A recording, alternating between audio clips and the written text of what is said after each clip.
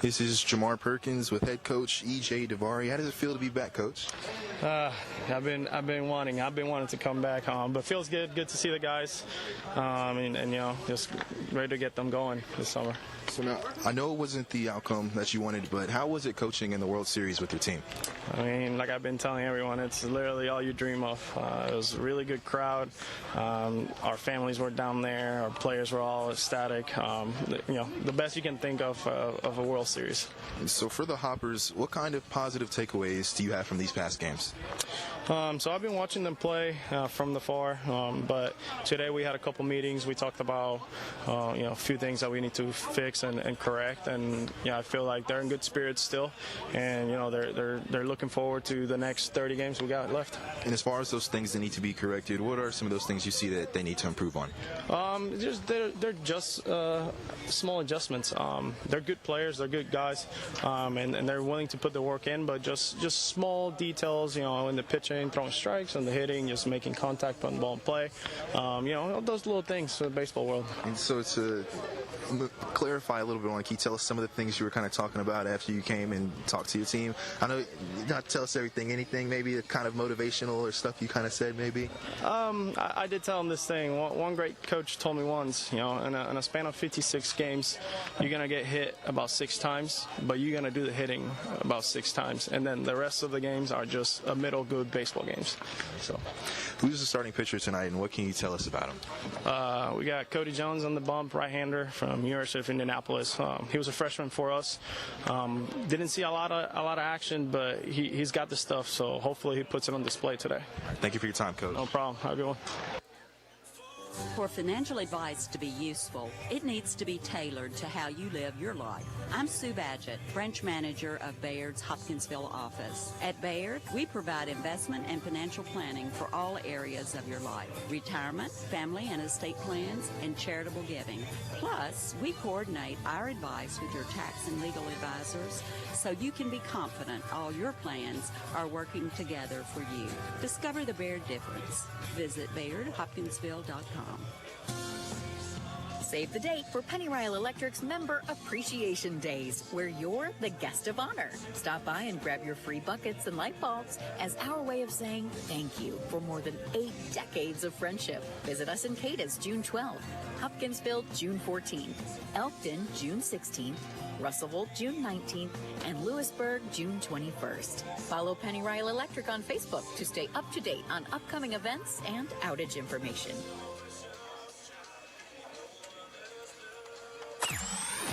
The Sean Hannity Show, weekday afternoons at 2 on Hoptown's News Radio, 99.3 WHOP. And just a few minutes away from Hopper baseball as they are set to host the Fulton Railroaders. And outside earlier, just probably about an hour ago, the clouds were looking kind of dark. Looked like maybe we might have seen some rain, but now looking slightly better. Looks pretty good. Looking at the forecast, it doesn't look like we have much rain coming, but who better than tell you the forecast than our weather person himself? So we'll go to check our game time weather. It's brought to you by Charlie Henderson at State Farm. Here's your WHOP Weather Center forecast. Partly cloudy skies tonight with scattered thunderstorms likely. Lows level off around 58. Northeast winds 5 to 10 miles an hour. Sunny skies tomorrow, high of 80. Lows around 53. Tomorrow night, mainly clear. Sunny skies Friday with highs around 83. 86 Saturday.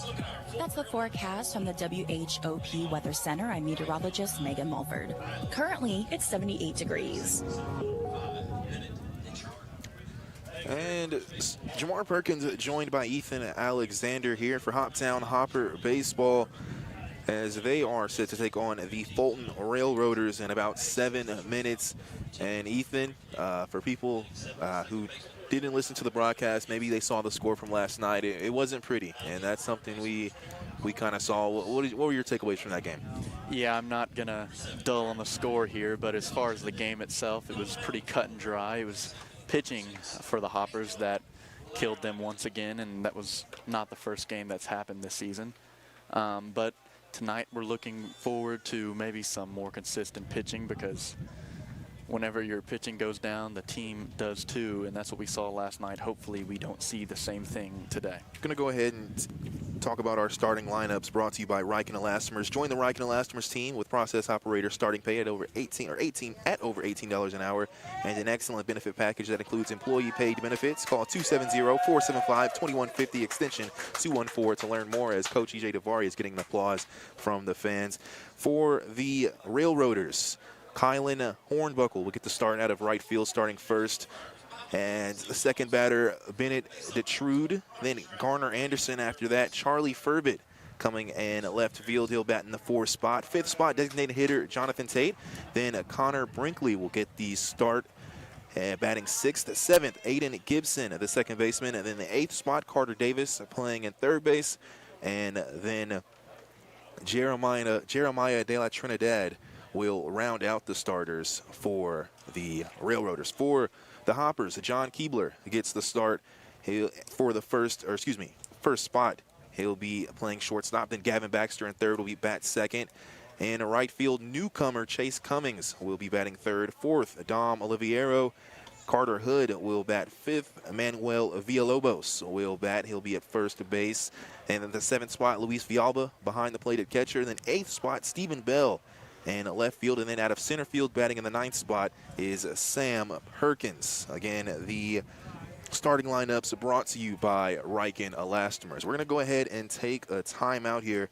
When we come back, we will go ahead and kick things off here.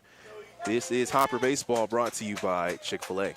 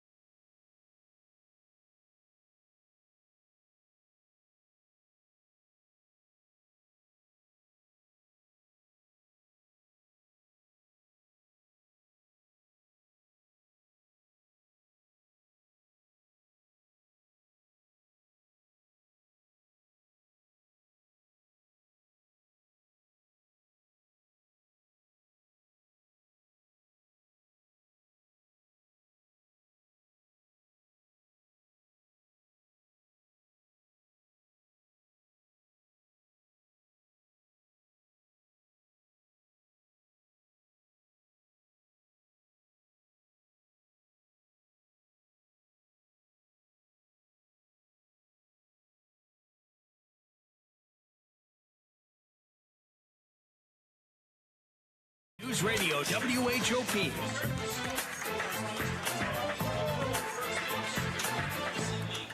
And welcome back here to Christian County Colonel Field as the Hoppers are set to take on the Fulton Railroaders. Again, the sponsor for this game is Edgewood Baptist Church. They're collecting kid snacks for Challenge House number 7. That first pitch was just thrown by Jeff Littlefield, director at Challenge House number 7. And the national anthem was just sang by Mary Wade and Edgewood children. And before that, too, Edgewood Baptist Church Representative Pastor Kamar Ritchie said a prayer as well. As the Hoppers are set to go, Ethan, in this game, what do you want to see from the Hoppers as far as pulling out a win and obviously bouncing back from yesterday? So, yeah, I mean, we talk a lot about how the pitching has been a struggle so far in this season for the Hoppers, and you'll probably hear that throughout this broadcast, how the Hoppers need to get their pitching in order. But another thing they would probably like to see is some bigger bats. The team has done a pretty good job of getting on base and getting a bat on a ball, but there hasn't been a ton of power hitting so far for the Hoppers. We haven't seen a home run yet, and I'm sure they would like to see some deeper balls in these games just to get the team riled up. It's always something that's good for the team whenever they see that ball get farther out in the field. So the pitching is probably the number one necessity, but hitting is something that this team hasn't done exceptionally well that they would probably also like to better throughout the season. Again, pitching for the Hoppers will be Cody Jones, a freshman from UND, and so a player as well coming in new for this squad. So you might see some more names that you haven't heard these past couple of games from that Indy squad. I know Luis Vergara being one of those. He's known to be a power hitter from last season. Yeah, and Luis is someone who will be very much appreciated on this team, someone that, like I was just talking about, can definitely get that ball out there. He was one of the leaders in home runs last year in the OVL. He may have been the leader. He was definitely top 3, and he's a very, very good hitter, so this team will definitely be looking forward to when he gets here. And starting off for the Railroaders will be Kylan Hornbuckle. He's out in right field. And again, pitching, Cody Jones for the Hoppers. Kylan Hornbuckle coming out of Carson Newman University, originally from Boaz, Alabama. That first pitch, it's called a strike there. So 0-1 the count here.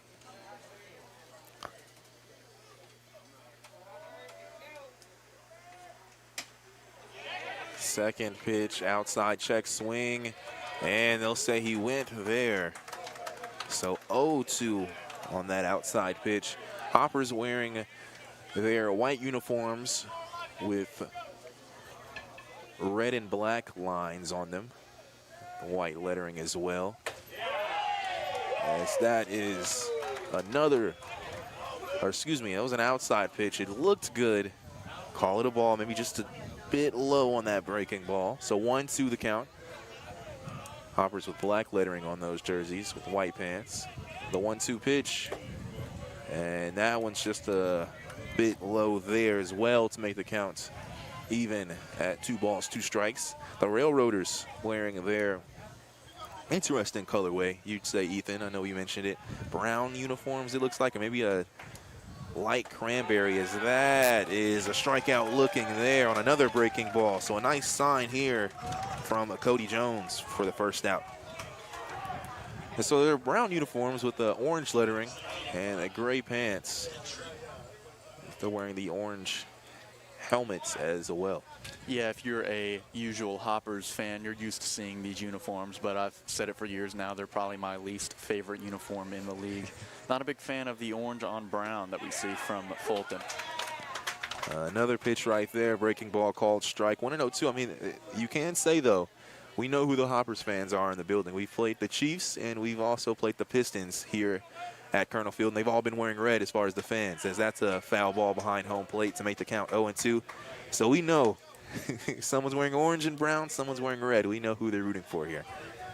Yeah, and normally the Fulton fans travel pretty well. I'm not seeing very many, if any, tonight out here, but it is a weekday, and Fulton is pretty far away from Hoptown, so that could be a reason for that. So 0-2 the count here with 1 out. That's a high pitch there. Ethan, want to check too, does it look like our YouTube broadcast is going up and well? Yeah, I was a little bit worried. We had audio issues yesterday, and it looked like we were going to have some today, but it looks like the audio's working fine. So for the time being, unless something pops up, I think the Hoptown Hoppers TV broadcast on YouTube is working fine. And so you can check that out, and you'll also hear the audio you're hearing right now on WHOP. 2 balls, 2 strikes here, 1 out. Bennett Detrude at the plate. That's a high pitch. Check swing didn't go, makes it a full count. And Detrude coming out of UT Martin, originally from Brentwood, Tennessee. Full count here, 1 out, top of the first. That pitch is inside and a walk. Detrude. So Jones worked him to a full count there. And we've got Garner Anderson, the first baseman, coming out.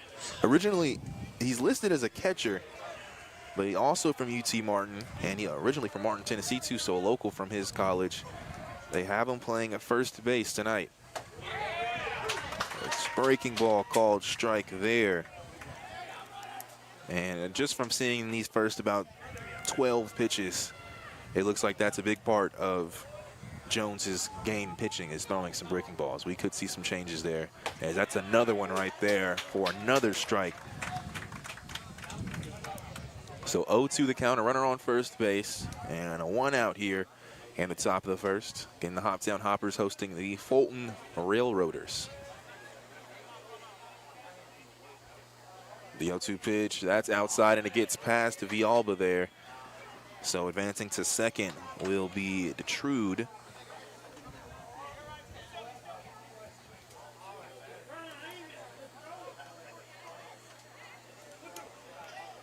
So now a runner on second with a 1 out. And Anderson is at the plate with the 1-2 count. The pitch is fouled near the visiting bullpen. Had some pace on that ball, though. So 1-2, still the count here. Again, back-to-back UT Martin players in this lineup.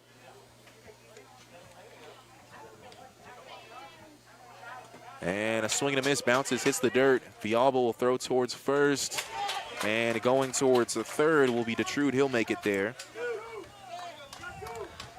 So another strikeout there for Jones for the second out.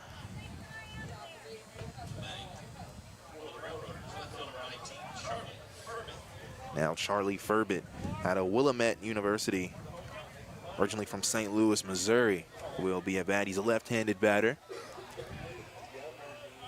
Again, 2 outs here, a runner on third, inside pitch for a ball.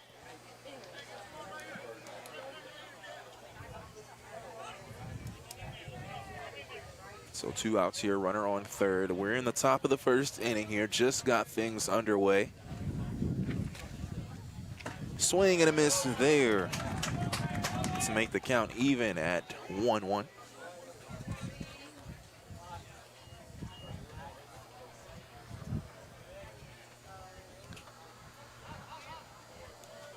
So the 1-1 pitch is grounded towards first, and Villalobos will tag the base himself for the third out. In that inning, no hits, no errors, 1 left on base, and no runs scored. Checking the Manpower of Hopkinsville scoreboard. Heading to the bottom of the first, no score here. This is Hopper Baseball, brought to you by Chick-fil-A.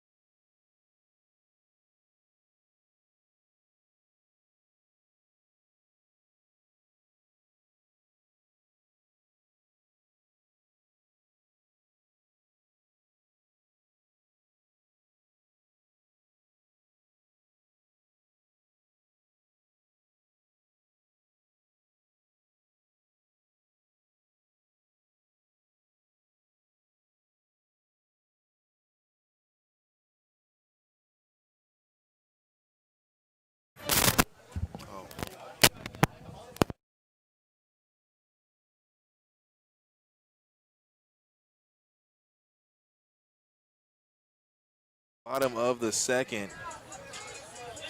Nice pitching for the Hoppers with no hits there in that top of the first. And now for the Hoppers batting is John Keebler, playing shortstop tonight. And pitching for the Railroaders, as that first pitch is called a strike, Angel Laranaga. So 0-1 is the count. And that's a close one there.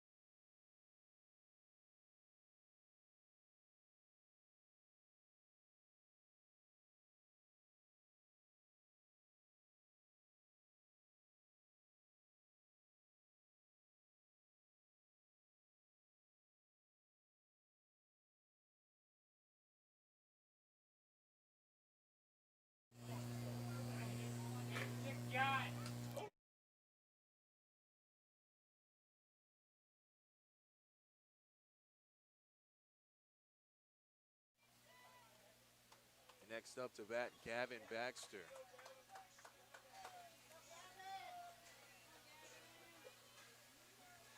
Baxter out of Lee University, originally from Clarksville, Tennessee. So now runner on first here. No outs here. Baxter will ground towards second, dives for it, and tries to throw it towards second base from the glove, and it's no good. So runners will advance to first and second there. As Baxter with a nice piece of hitting there, and a nice effort there from Brinkley to try to get it.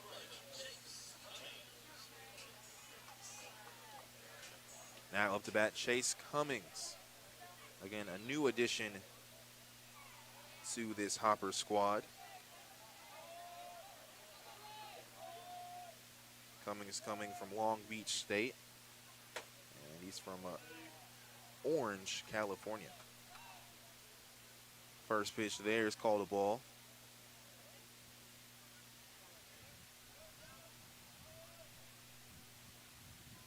Runners on first and second, no outs. The 1-0 is called a strike there. 1-1 count here.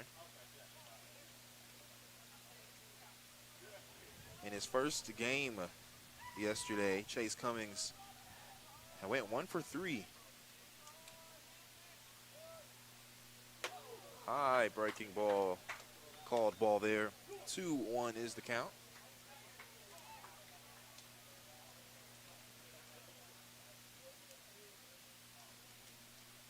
And 2-1 the count, runners on first and second. The pitch hits the ground and moving towards third.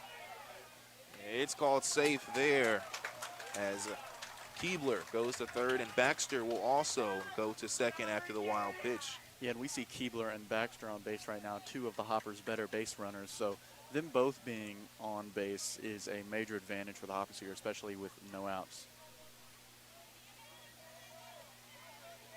Now, Laranaga the pitch with a 3-1 count. That is a strike there, makes the count full.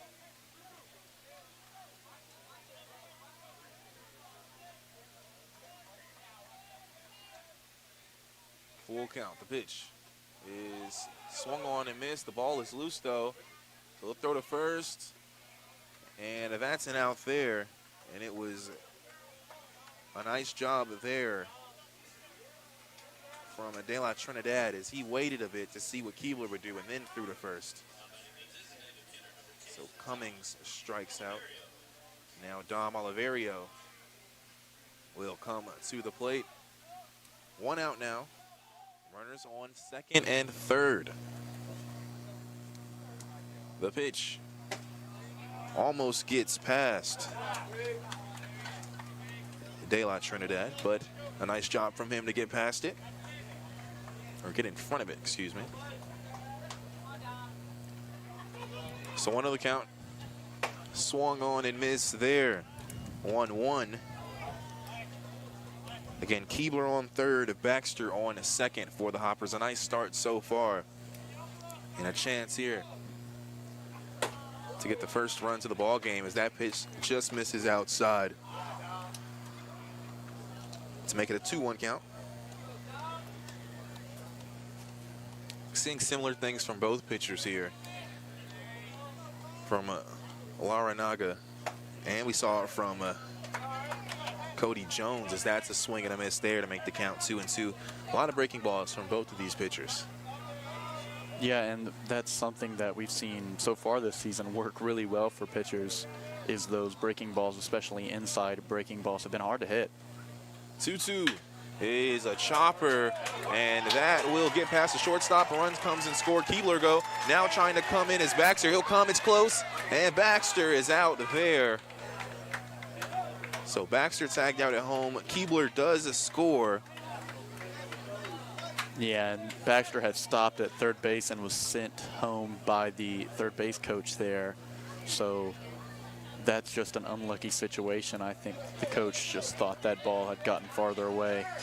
Also, he was waving him on while Baxter was still moving. Baxter comes to almost a complete stop and then starts again. So just a miscommunication there from player and coach.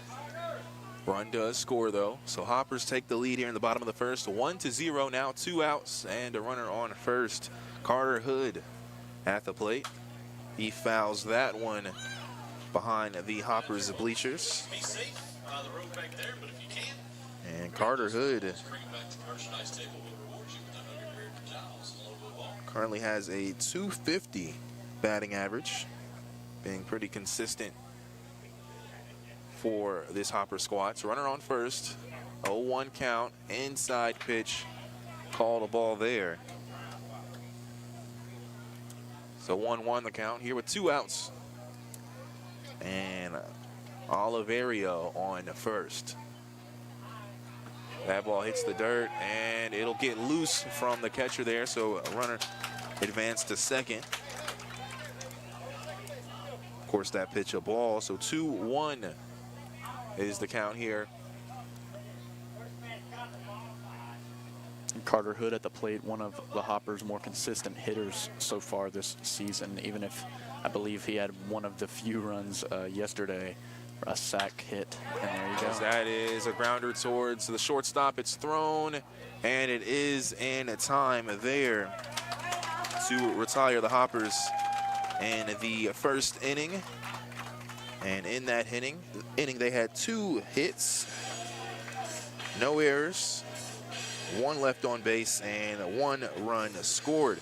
We head to the top of the second, checking the manpower of Hopkinsville scoreboard. Hoppers lead the Railroaders 1-0.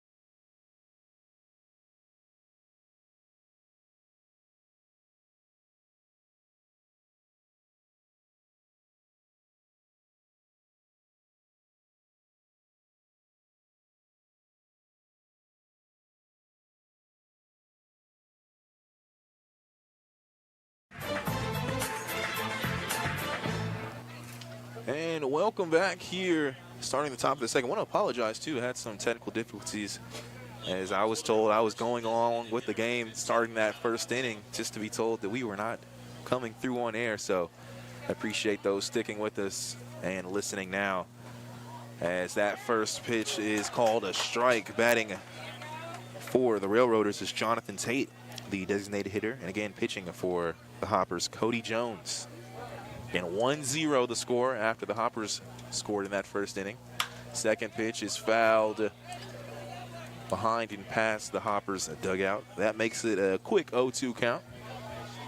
Yeah, and 1-0 isn't a formidable lead by any stretch of the imagination, but the Hoppers have been known to a couple times this season already get up to a 1-2, 3-run lead early in the game and then give it up. So they're going to try to stay on top here.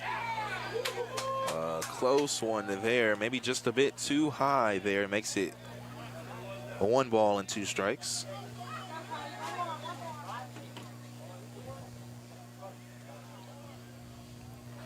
The 1-2 pitch is swung on and missed. That's the third strikeout, and Cody Jones is looking nice there on the mound. It's a promising sign, too. That starting pitcher going 4 or 5 innings at the very least would be very, very good for the Hoppers, something we've only seen once so far this season, and in that one time it happened, they won the game. So now up to bat, Connor Brinkley, the shortstop.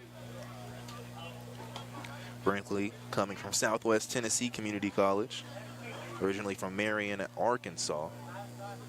That first pitch was a ball. Second one outside as well, making it 2-0.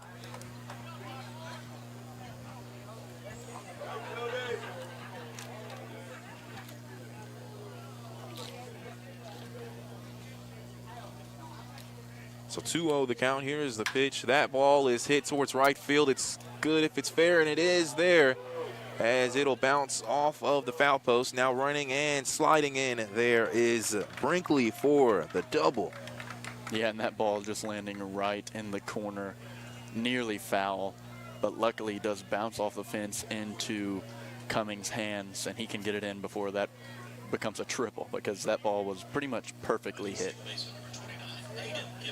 So now Aiden Gibson will bat for the Railroaders. Gibson coming out of Carson Newman University, another Carson Newman player for the Railroaders, originally from Cleveland, Tennessee. So runner on second and a 1 out here for the Railroaders. So that pitch is called a strike. Again, Cody Jones pitching for the Hoppers has been throwing a lot of strikes here. As in yesterday's game, 17 batters were walked. As that is another strike there, 0-2. So an 0-2 count here. A runner on second and a 1 out for the Railroaders. The pitch inside almost hits Gibson there. That makes it 1-2. Yeah, and Jones working these inside corners and the side of the strike zone here, making the ball just considerably harder to hit, even if he's not throwing nearly as fast when he does it. Gibson, as that's a pitch that gets in front of Villalba hitting the dirt, has been insanely consistent. 6 for 12 at the plate with the .500 batting average. As he also has a triple on the season already. 4 RBIs.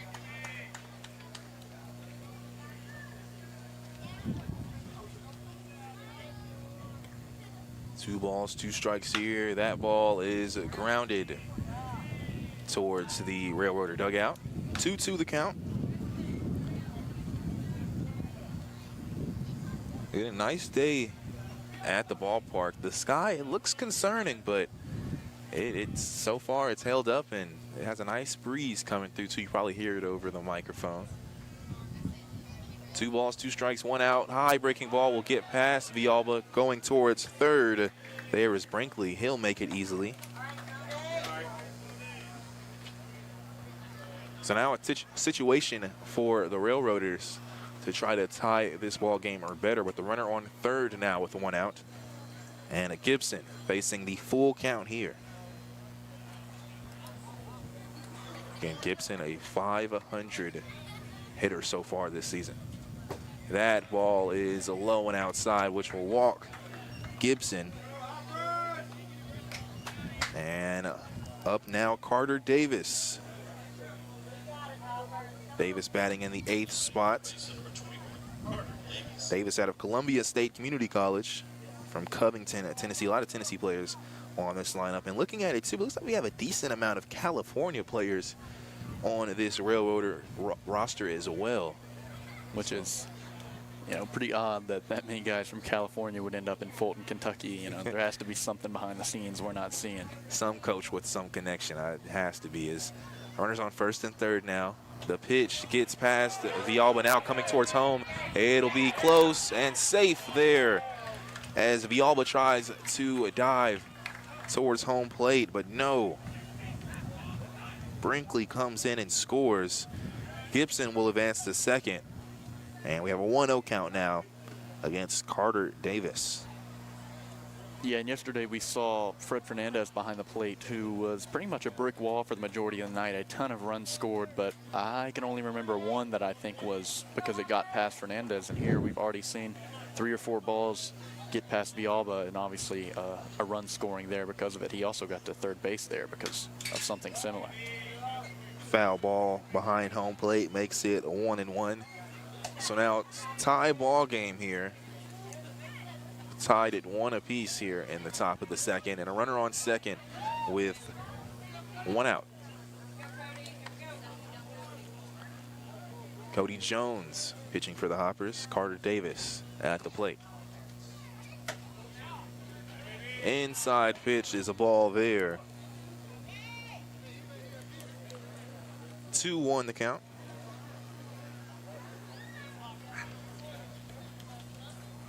This is the first showing for Cody Jones, as he was a part of that U-Indy squad that went to the World Series. That's a strike there to make it 2 balls and 2 strikes.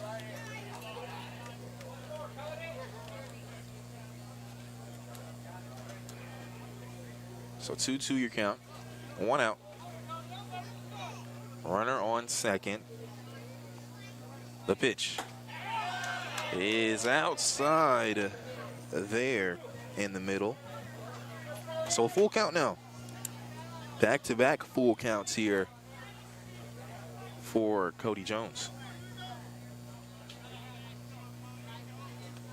Gonna run on 2nd, and a swing and a miss there. Nice job from Jones. 2nd out of the inning.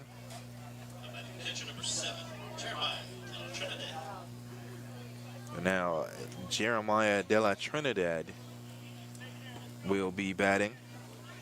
Plays catcher for the Railroaders from Concordia University. And he's one of those California players, as that's a breaking ball, a little too high called ball. He's from Imperial, California. And the runner on 2nd base getting an absolutely massive lead. I think he really wants to steal 3rd here. He's dancing, so we too. shall see how the Hoppers handle it. That's a low pitch there for a ball. And you wonder if maybe you'll see Jones try to get him. Again, he's a right-handed pitcher. He checks twice, but he's going to throw the pitch. That is fouled towards the right side of the field. So 2-1 the count now. 2 outs here. Both of those outs came by strikeouts. And Jones already up to 4 strikeouts in this contest.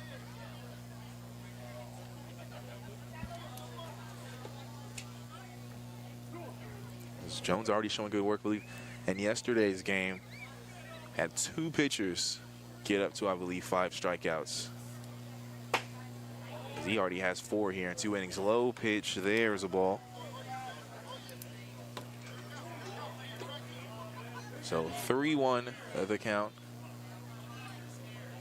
2 outs.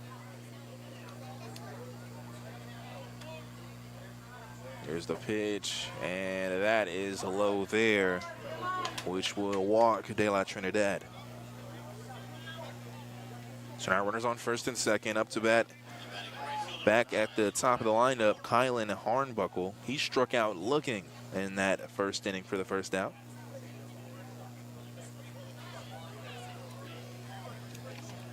And on the season,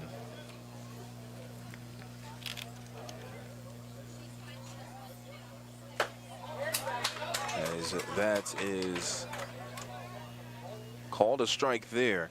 0-1 the count.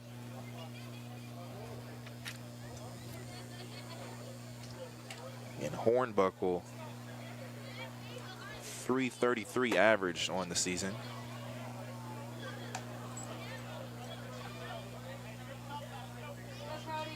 And the last thing the Hoppers want to see here is walks pile up. That's what happened to them last night. What killed them to a crazy proportion last night was walks. And so the last thing you want to see here is walks. You would honestly rather prefer the other team to get the bat on the ball and pop some up, even maybe get a couple hits just to give your outfielders, infielders a chance to make plays. But walks are the last thing they want to see right now. 2-1 count is fouled off the bat there, but almost a swing and a miss there as the ball just gets loose. There's two back-to-back balls thrown while you were talking there, Ethan. Let's make it a 2-2 count with 2 outs here. Runners on first and second. And Jones up to about 48 pitches here in the second. And runners on first and second. We have a tie ball game here. 1-1. And Hornbuckle at the plate. Breaking ball is called a ball there. Crowd doesn't like it. Got excited, thought it was a strike. That makes it a full count now. Again, you talk about walking. Don't want to do that and load the bases up here with 2 outs.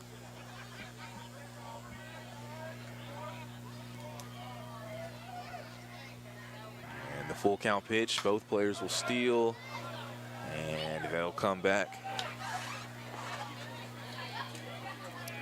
So that one was fouled towards the screen. It's a full count here. Runners on first and second. Tie ball game at 1 apiece. Both players steal again from first and second. Breaking ball is a strikeout there. Looking. Making it the 5th strikeout there for Jones. And in that inning, there was 1 hit, no errors, 2 left on base, and 1 run scored. Checking the manpower of Hopkinsville's scoreboard, we head to the bottom of the second. Score tied at 1 apiece. We'll be right back with more Hopper Baseball brought to you by Chick-fil-A.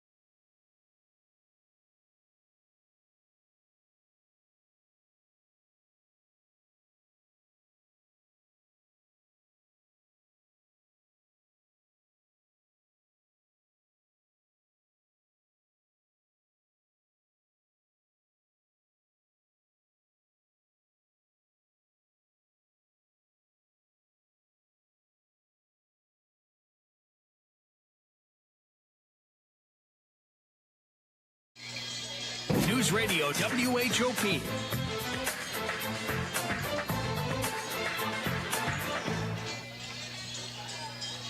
Again, welcome back here. Score tied at 1 apiece. As up to bat here for the Hoppers, Manuel Villalobos, the first baseman. The 6, 7, and 8 batters up to start for the Hoppers. It's Villalobos, Luis Villalba, and Stephen Bell. The first pitch is swung on and missed, and we've seen that a couple of times as Villalobos kind of chases that when we've seen him chase a couple of them. Yeah, I would say more than anyone else on the team, he finds himself chasing those outside low pitches. Just needs to work on his plate discipline. He's probably struck out more than, I mean, I can't confirm this, more than just about anybody on the team, and that's just because he likes to swing the bat. And so that'll be something he has to work on throughout the season. Villalobos is second on the team, as that is a fly ball near right center field, and it's caught right behind the second base for the first out of the inning. And yes, he struck out 5 times on this season. So tied for second. So now Luis Villalba up to bat. Another player with a 500 average. First pitch called a strike there. And I know game's kind of, as we're in the 6th game of the season here, numbers are looking pretty good for some of these players. Pretty bad, pretty good. It all depends on how, they started, but numbers will start to look a little, we'll see some different looking numbers as the games go on. Numbers just a little skewed. Some guys have played virtually every game, and some guys like Villalba here, I believe this is his 3rd game played. So numbers a little skewed for different players. And so that is a grounder to first to be out there.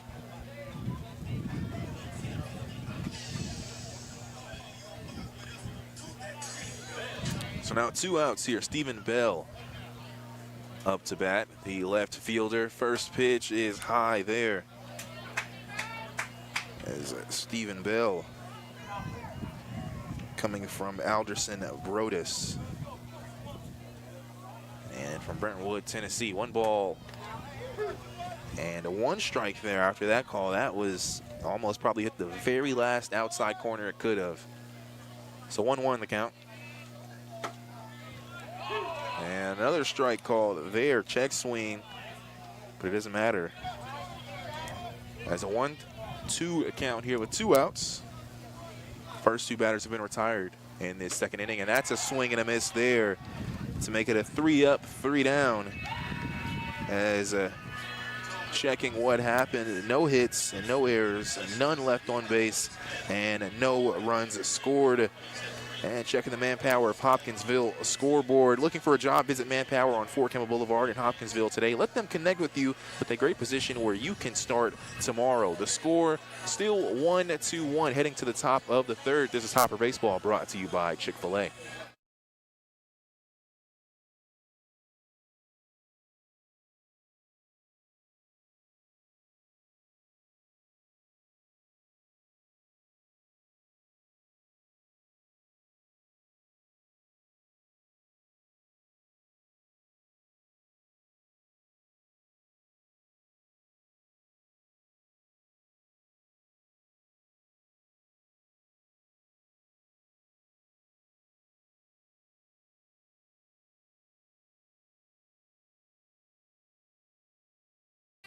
Hi, this is Hopper Reed Douglas from Hanover College. Please join me in thanking our season sponsors: Jones Brothers, White's Auto Mall, Chick-fil-A, Planters Bank, and Oak Grove Racing, Gaming and Hotel. Roll Hoppers.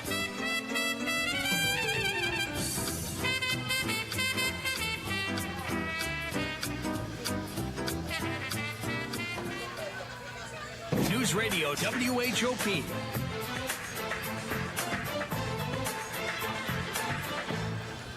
It's Hopper Baseball here at Colonel Field. Top of the 3rd, set to start. 1-1 is the score here as the Hoppers are hosting the Fulton Railroaders. And on deck for the Railroaders, it'll be their 2, 3, and 4 batters. First up, it'll be Bennett Detrude.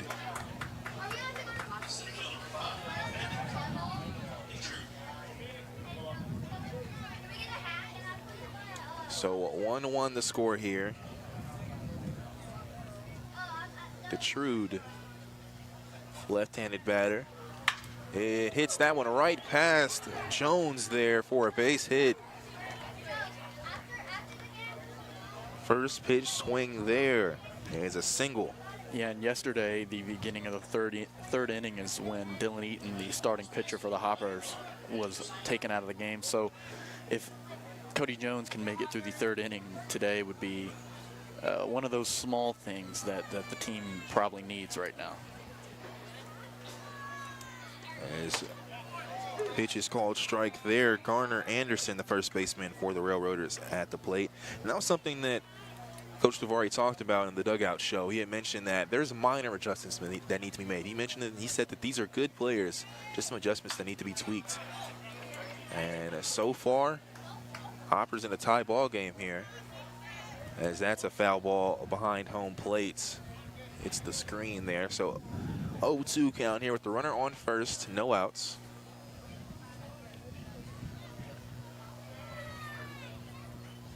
As looking over the shoulders, Jones like 3 times, and another foul ball, as that one I think will land near the stands, and it does go past them.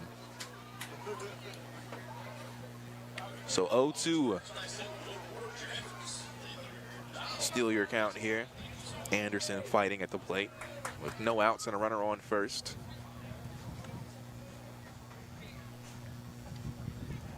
Breaking ball as Anderson has to duck, and Villalba has to stand up to go get that ball. He had a good job from Villalba to make his way over there and get that ball and keep the runner on third from advancing to second, because he was thinking about it.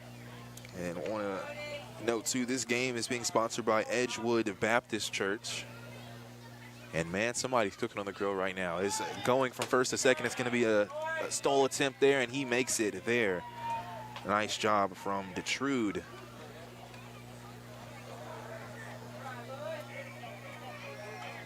So 2-2 now your count. Man, Ethan, you smell that? I don't know if it's just me. That's I believe it smells like the smell of like a bologna sandwich. That's what it was. I couldn't put my finger on it. It's a bologna sandwich. I haven't had one of those in a minute. No, but it does sound good. Runner on second now. Breaking ball just outside. Makes the count full at 3-2. Again, a runner on second now after that stolen base by Detrude. Again, a 1-1 ball game. No outs here. The full count pitch. And dunking once again is Anderson there for a walk. Yeah, and that's a sign for concern there, too, of Jones' pitches at that at-bat fly over the batter's head, something that we hadn't seen from him up to that point, and maybe losing his rhythm just a little bit after the first 2 batters here make their way on base. And there is 2 pitchers warming up in the bullpen. We shall see if they come on in this inning or not. And the binoculars have proven to be successful today. It's Miles Green over there and Francisco Paradis. Runners on first and second now.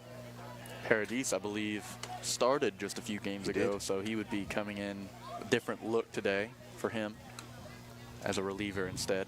Charlie Ferbert at the plate. 1-0 the count after the ball. Runners on first and second with no outs. That ball is fouled, and that will go behind the Railroaders dugout. So 1-1 now the count. And Ferbert's last at bat, he had grounded to Villalobos at first. And a tie ball game here. And a chance for the Railroaders to take the lead here in this third inning. Runners on first and second, no outs here. The pitch is a strike there. Yeah, and that one straight down the middle. Finding the strike zone after a rough at-bat that got that runner to first is probably vital for Jones right now to keep this game where it is. 1-2 the count. That pitch is hit, and Villalobos jumps up for it, and he'll tag first base for the double play. Villalobos, not a super tall guy, but he showed off the bunnies there. Yeah, very athletic play and a heads-up play as that runner thought he might be able to trick Villalobos and act like he was going to second. Villalobos figures out, I don't have to tag you at all. I can just step on the base.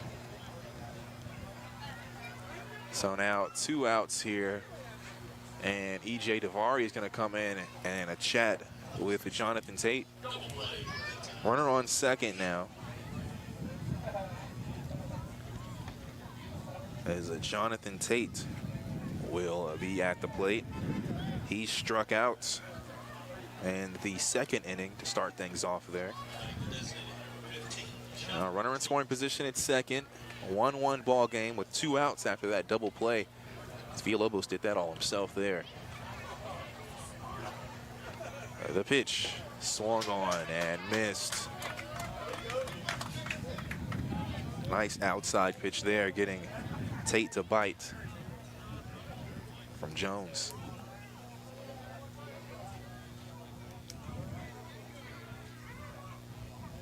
Oh, 1 the count here, 2 outs. The pitch. Breaking ball, looks good, sounds good from the umpire. 0-2 count.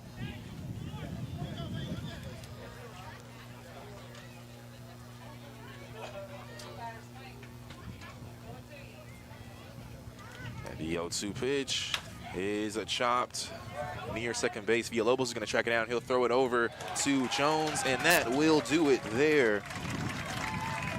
As that's the 3rd out. And a nice job from the Hoppers preventing no scores there. So no runs.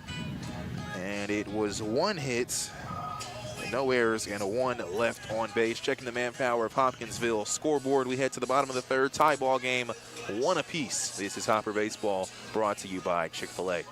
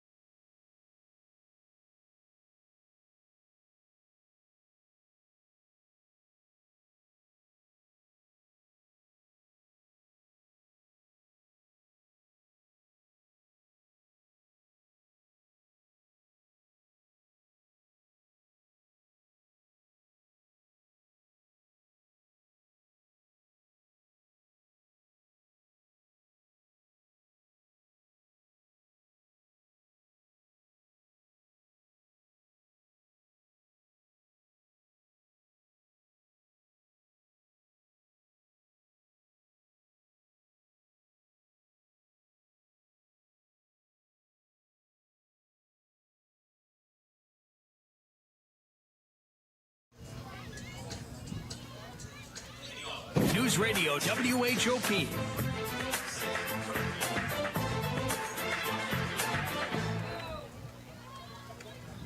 The bottom of the 3rd inning, first pitch there is an inside strike called against Sam Perkins at the plate. It's his first at-bat.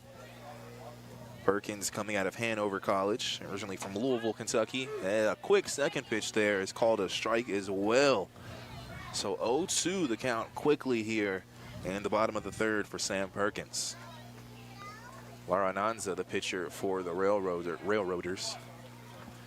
Yeah, in that last inning, we saw something I had talked about earlier in this one, where the Hoppers would probably just rather prefer the Railroaders batters to hit the ball into the infield than walk, because that's exactly what got all 3 outs. Line drive to the shortstop there for the first out. Brinkley with the catch. So now back at the top of the lineup, it's John Keebler.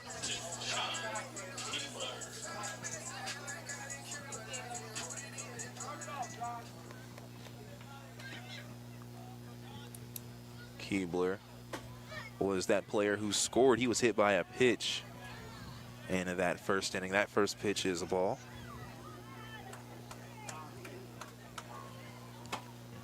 Second one called a strike. Something about Keebler, those first few games, we saw he had the red headband that stuck out from his helmet. Haven't seen that in a couple games. What I have seen is brand new bright neon yellow gloves. I like that. It's paying attention to detail. Because you know what? I did not notice that at all. And that was one thing that every time I saw him, I knew that was John Keebler. Now he doesn't have it. I'll have to, if I can try, I'm going to have to ask him what happened with that. And what's the reason behind the fashion change. So 1 ball, 2 strikes after that foul ball. High ball there makes it 2-2.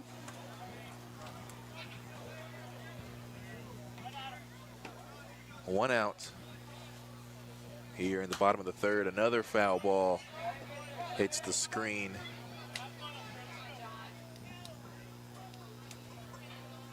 So 2 balls, 2 strikes remains the count. Here with 1 out, again a tie ball game, 1-1.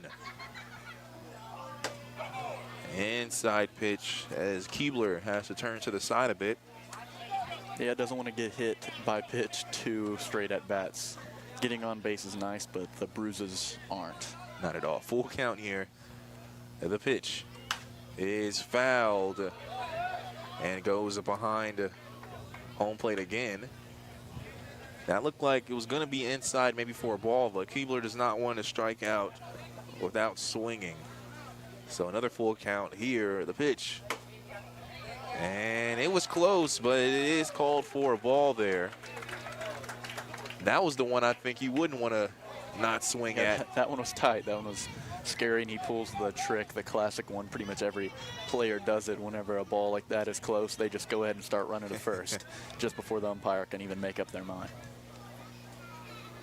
So now Keebler is at first, and Gavin Baxter, he had the first base hit of this ball game.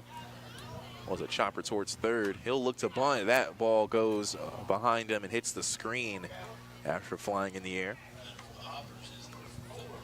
And 1 out here. Baxter facing an 0-1 count after that failed bunt attempt.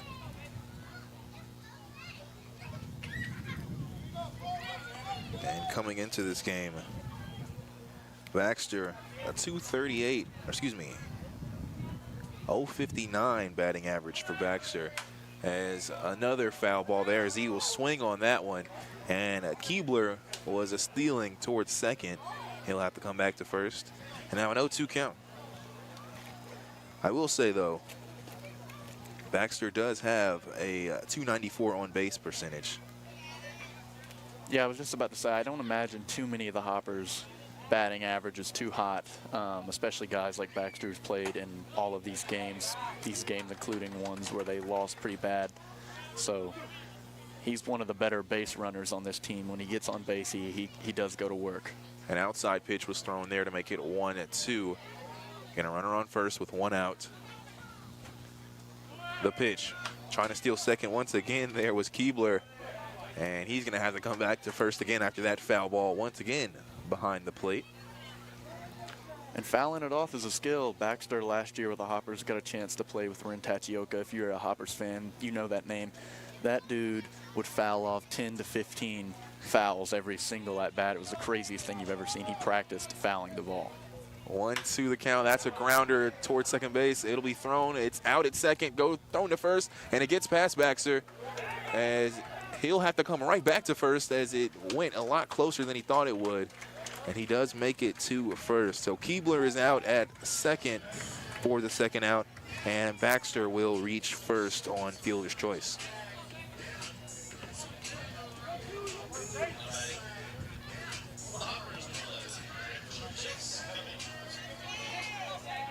So now 2 outs here. Chase Cummings, he struck out in that first inning. We'll get another chance here. Baxter on first. As a ball there rides the screen, but drops right in front of some fans. And I think that was actually Mr. Bruce there. That was close. Yeah, that ball hits the top of the screen and just drops right over it. And stealing going towards second is Baxter. He'll make it as it gets past. He will almost go to third, but he'll come right back and walk towards second. As a nice job from center fielder Detrue to be there for backup. And so Baxter now at second. That was a strike there. So Cummings facing an 0-2 count. 2 outs here.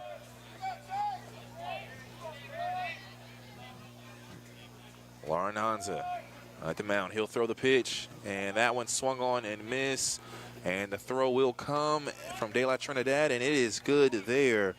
So a strikeout there from Cummings, and that will do it for the bottom of the third. In that inning, no hits, no errors, 1 left on base, and no runs scored. We head to the top of the 4th inning. Checking the Manpower of Hopkinsville scoreboard, still tied at 1-1. This is Hopper Baseball, brought to you by Chick-fil-A.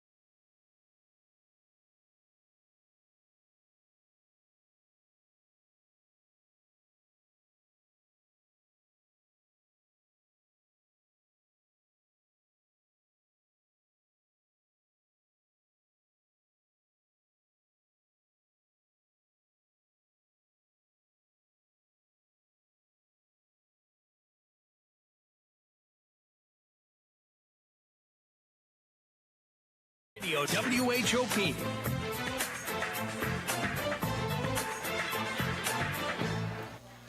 Welcome back. We have a pitching change here at the top of the 4th inning. Francisco Paradis has come in for the Hoppers,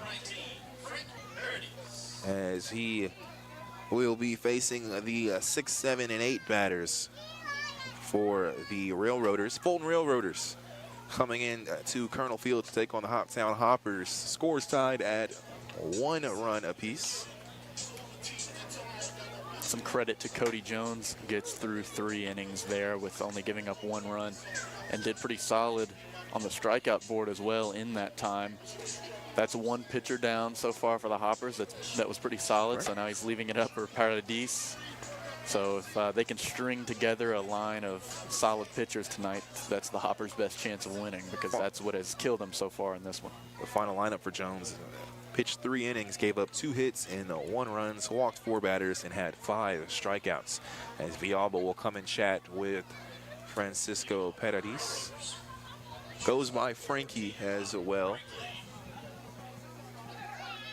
And up to bat is Connor Brinkley. He had that nice double that, if it bounced the certain wrong way, possibly could have been a triple, as it was there towards wide right field.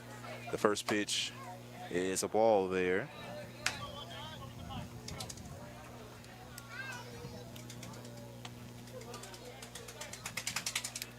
And Brinkley, coming into this game, just had a 143 average, as that pitch is called a strike.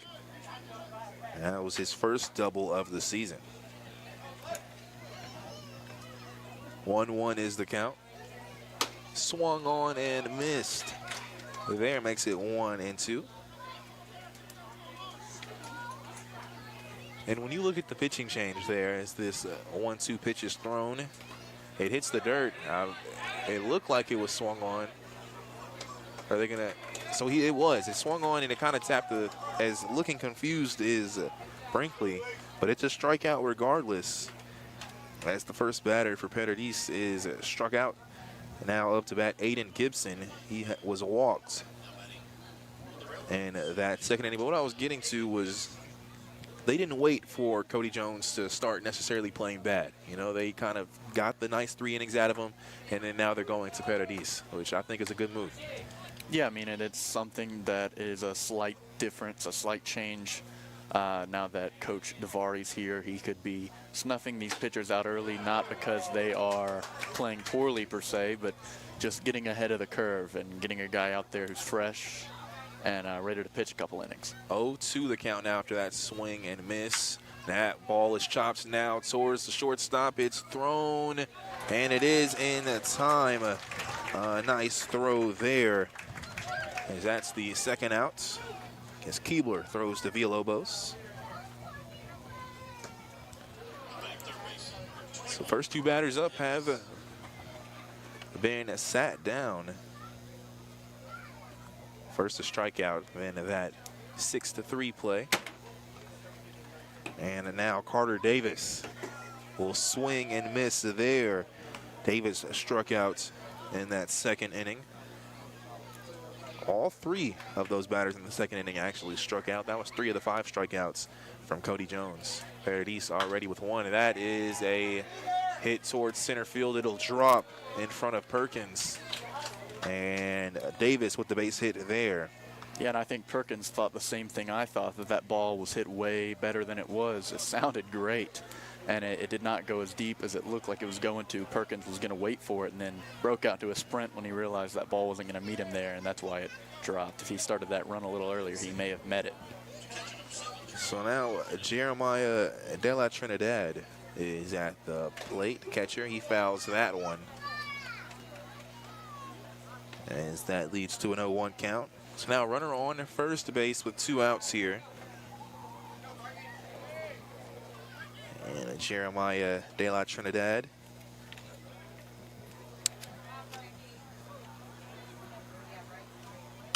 That pitch is fouled behind the Hopper dugout. De La Trinidad from Concordia University from Imperial, California. On the season has a .250 average. 0-2 count here, runner on first, 2 outs. Ball's just a bit too low there, making it 1-2. Again, a tie ball game here, still 1-1. The 0-2 pitch, runners going towards second. It's swung on and missed, and it'll have to be thrown to first after hitting the ground, and it's tagged there. So another strikeout. 2 out of the 3 outs come from strikeouts from Frankie Paradis. And checking the stat line here in this inning, it was 1 hit, no errors, 1 left on base, and no runs scored. As we head to the bottom of the 4th inning, checking the manpower of Hopkinsville scoreboard, still a tie game, 1-1. This is Hopper Baseball, brought to you by Chick-fil-A.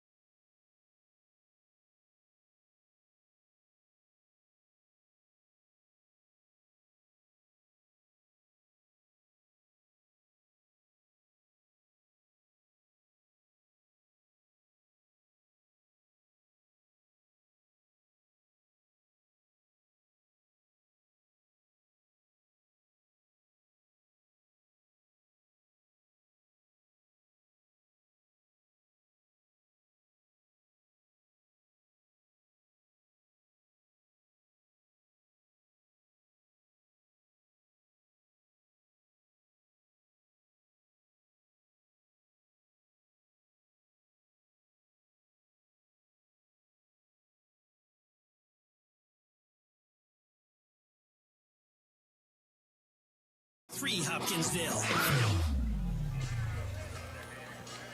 And welcome here at the bottom of the 3rd inning here, or 4th inning, excuse me. Batting for the Hoppers is Dom Oliverio. He had a base hit in that 1st inning.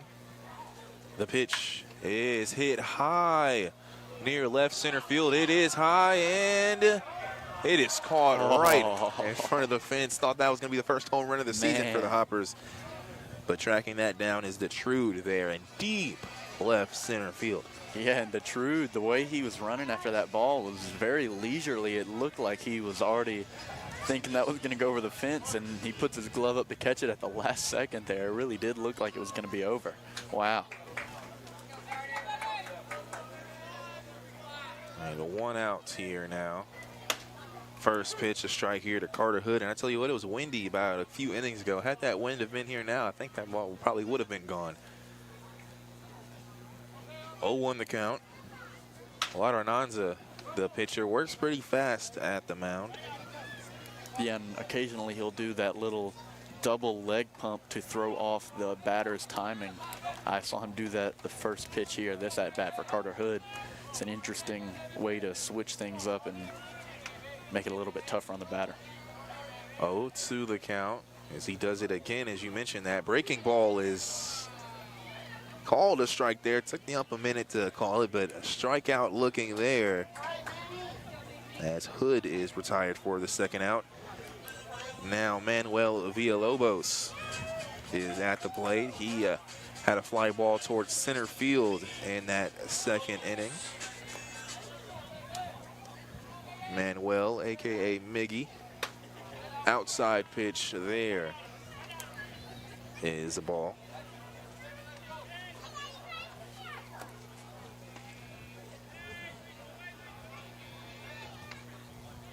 So 2 outs here. And that pitch called a strike there. And I want to mention too, that outside pitch, that first ball, that was a pitch that Villalobos had swung on in his first at-bat. We talked about him being a little more disciplined, so he showed it there. 1-1 is the count. He'll hit that one towards the shortstop. It's fielded, thrown, and it's in time there.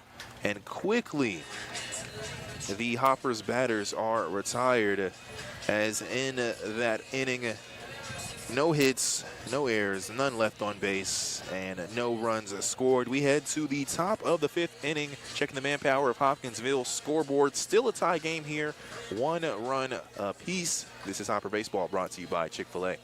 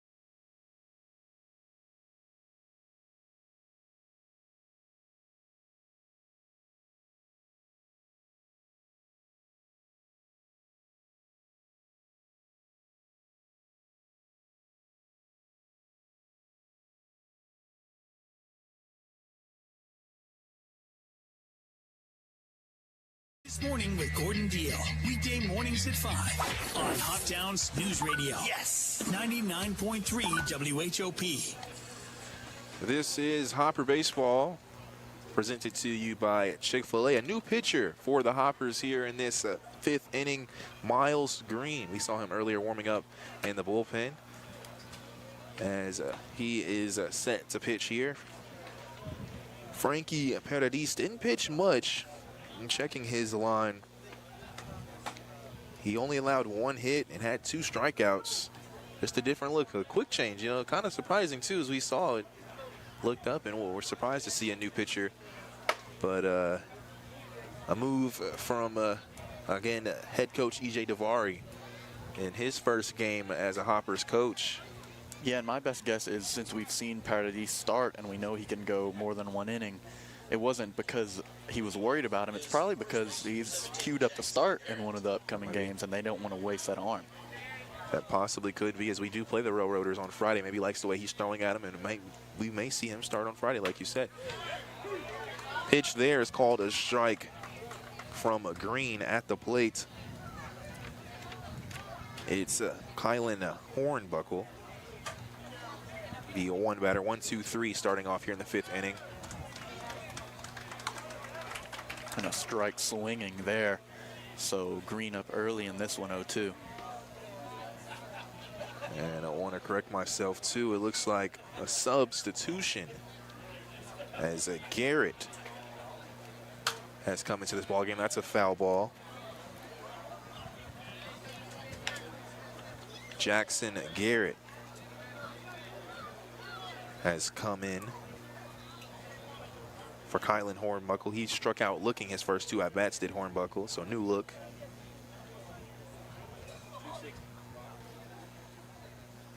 The 0-2 pitch is inside there, making it a 1-2 count. And the Hoppers fans showing up in good numbers tonight, probably because it's not quite as hot as we've seen. 260 in attendance on a weekday. That's another foul ball there to make it remain 1-2. Miles Green pitching for the Hoppers from Southwest Mississippi Community College and from Hattiesburg, Mississippi. 1-2. That ball is hit towards right field, and it's over the head of Cummings, trying to go towards second. He'll go, and he slides in, and he's good as no throw is made towards second. The cutoff man had caught it there, was Hood. And so a double, stand-up double there from Jackson Garrett as he subs in for his first at-bat and has a nice piece of hitting. The second double for the Railroaders in this ball game. Yeah, and that ball, a weird one because it didn't look like it had much height on it, kind of stayed on a line, but still managed to get over the right fielder. So an interesting look there. It almost corkscrewed towards the right side as well. So now Bennett Detrude is at the plate. He's 1 for 1 in this ball game. Had a base hit in the third inning. That pitch is hit towards a shortstop, fielded. He checked to third, but actually just thrown to first, and that's an out there. So advancing is Garrett, but out there is Detrude for the first out of the 5th inning. Yeah, and smart by Keebler to check third there. Garrett was moving, so he made the smart decision just to pick up the out and trust the pitcher and the team to pick up these last two and keep Garrett on third. And now Garner Anderson is at the plate. The runner at third, a threat at the plate as he swings and misses there. Leads this team, or tied to lead this team, has 2 doubles already on the season.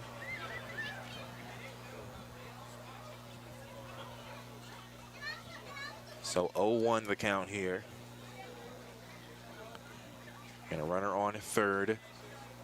That ball is hit towards the shortstop again. It's thrown and caught there by Villalobos for the second out. And again, a nice job from Keebler.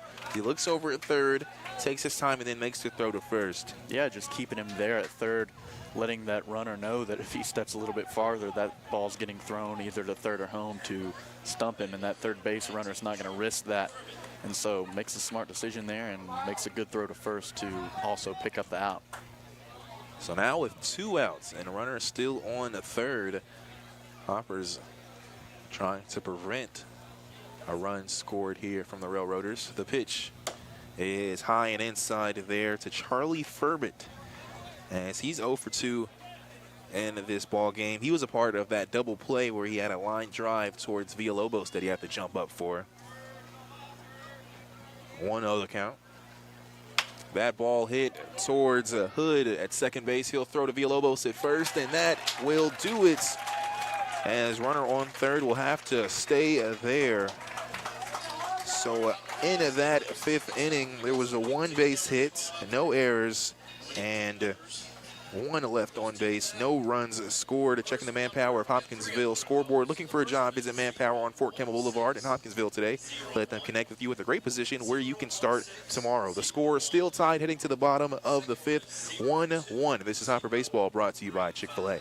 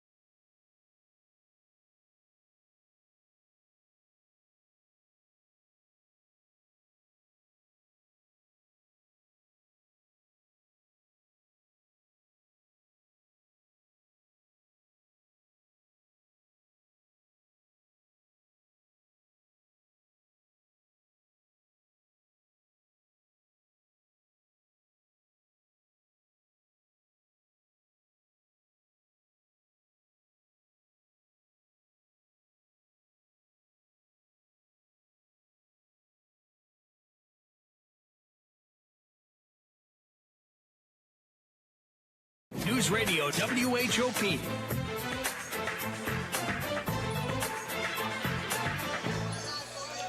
It's the bottom of the 5th inning here. Up to bat. It's Luis Villalba. as he grounded towards first in that second inning. First pitch called a strike there. And it's been the same pitcher for the Railroaders as that ball is fouled left of center field. Angel Laranaga has been the pitcher for all 4 of these innings so far here in the 5th. That ball hits the dirt, making it a 1-2 count. He's been pretty consistent so far, not crazy high speed or a lot of movement, but just gets strikes when he needs to get them, and that's the kind of pitching you want, and something that the Hoppers haven't seen a ton of from their pitchers so far this year. 1-2 count there, and that's going to be a base hit there from Villalba towards right field. Drops right in front of the right fielder. And again, before that, it was just 2 hits. So now 3 hits have been given up by Larananza, only 1 run.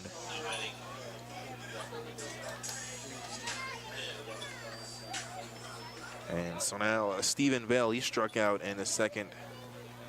He'll get another chance at the plate with the runner on first and no outs. After Bell on deck is Sam Perkins.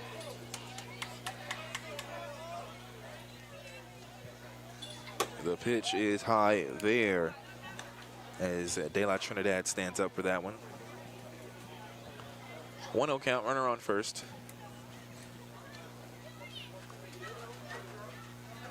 The pitch once again is outside there to make it a 2-0. Again, I want to mention this game is sponsored, game day sponsor, Edgewood Baptist Church. And Mark and Angela Salmons are providing the post-game meal for the Hoppers. Want to thank them. 2-0 count. That ball is chopped foul beside first base. Makes it a 2-1 count.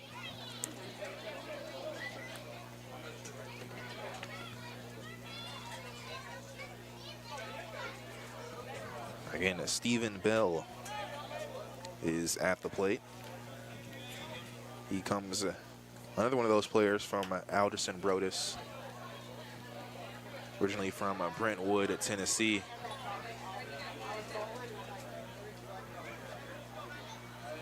And Alderson Brodus in West Virginia. It was a college I've never heard of before seeing these Hoppers players. A couple of them, like I mentioned, on the team. As that ball's in the dirt, they'll throw towards second, and it'll be close. Villalba is tagged out there on the hop. A nice job there to be able to tag out Villalba. I believe that was Brinkley there with the tag out. And so Villalba, the first out there as he's caught stealing. Yeah, and I'm not 100% sure if stealing on this catcher is a great idea. He has a pretty good arm from behind home plate. As with the full count pitch there, Bell will walk. So Villalba had just waited 1 pitch, would have already went to second there. Yeah, and those are those decisions you have to decide on what's best in the moment.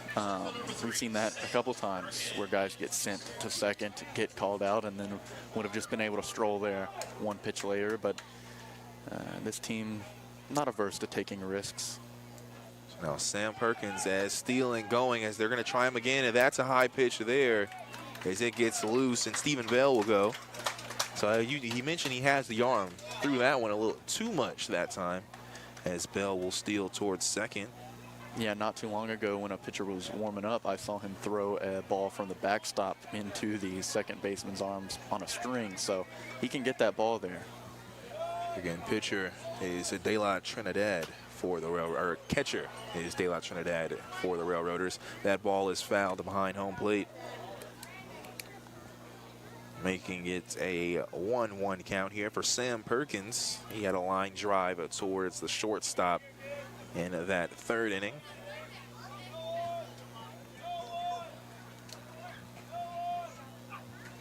The pitch is swung on and missed there. Ball gets loose though. So 1-2 now the count. Again, NBA Finals action going on tonight, Game 3. 14-12 right now, Heat lead. A little under 6 minutes left in the first. Low pitch there is a ball, making it 2-2. And Stephen Bell on second base dancing, probably trying to distract this pitcher, get him to throw a couple extra balls, getting pretty far off that second base. So a 2-2 count. Again, you mentioned Bell on second base. The pitch is hit. That's a base hit in between first and second. Bell will try to come in and score. The throw will be thrown towards home, and it is in time as Bell has to he can't even slide in. It's that quickly thrown there by Anderson. Maybe not the best decision for Bell to come in, and he is thrown out there after the base hit from Perkins. Yeah, and that's the second bad decision we've seen at third base tonight. Gavin Baxter being sent earlier and got out at out at home as well. I don't know what much you can do to fix that other than get a little bit more heads up and stop them before they get there. But yeah, Bell even there was on the move and stayed on the move, whereas Baxter stopped and started. But both of them out at home plate would have been 3-1 this game. Instead, still 1-1. I would say it's a tough situation too when you talk about it in the spur of the moment. You have now the leadoff hitter John Keebler up at bat.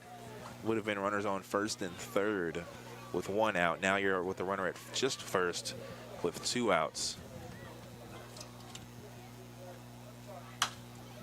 That ball is fouled to make it a 0-1 count.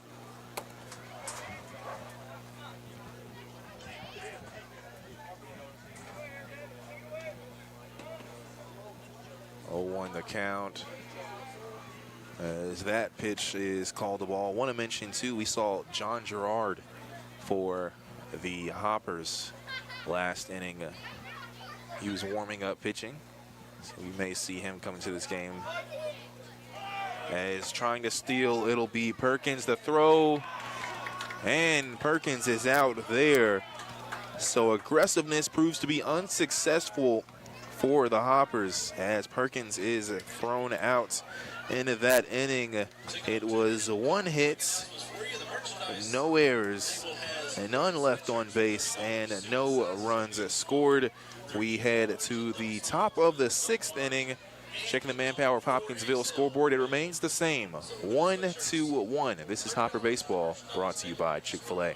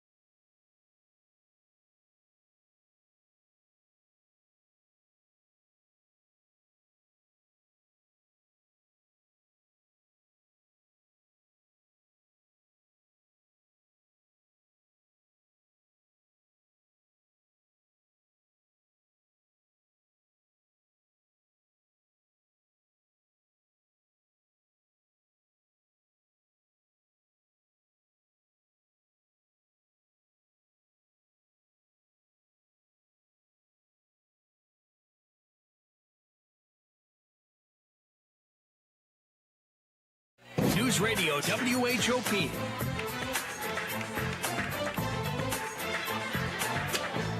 Oh, that was launched. We've got a T-shirt gun out here. And I'll tell you what, I think one of those T-shirts almost landed on the grill. It's been some high. I don't think we've seen 1 shirt be caught here so far. As I'm telling you, come out to these Hopper games at Colonel Field and experience that will be enjoyed. A lot of games. Earlier we had a hula hoop contest. And we've seen tug of war here as that ball or that shirt can't get over the screen. Oh, we're getting boos here. And the Railroaders will keep that one for themselves, looks like. And a lot of shirts out here. As we talked about it, John Gerard is actually going to start this 6th inning. So a new pitcher. Then an intern will throw the remaining shirts over instead of shooting with the cannon, and never mind, that one doesn't make it over. You got to put some oomph in it. Oh, back-to-back shirts can't get over the screen. You know, he might as well just go around. I think that's what he's going to do. He's just going to go around and give that shirt. Save some slight embarrassment. So now John Gerard is at the mound as he'll throw the first pitch. That one is low for a ball. John Gerard, a left-handed pitcher who's been pretty solid on the season so far, one of the more reliable relievers the Hoppers have had throughout the first few games of this season. That ball is hit towards right field, and it's fielded there as Jonathan Tate flies out to right field.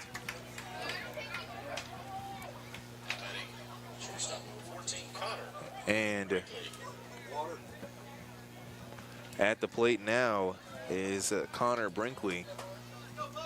1 out here. The pitch from Gerard is fouled behind home plate. So 0-1 the count here with 1 out. Here in the top of the 6th inning. That ball is a hit towards right field or right center field, and it's fielded there. A nice job from Cummings. So back-to-back fly outs to right field.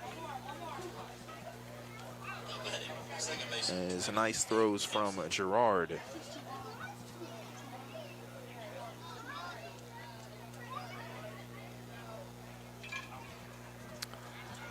And so now up to bat, Aiden Gibson. He grounded towards the shortstop in that 4th inning.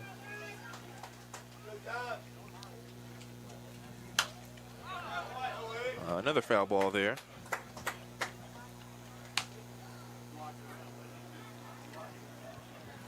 So now 2 outs here.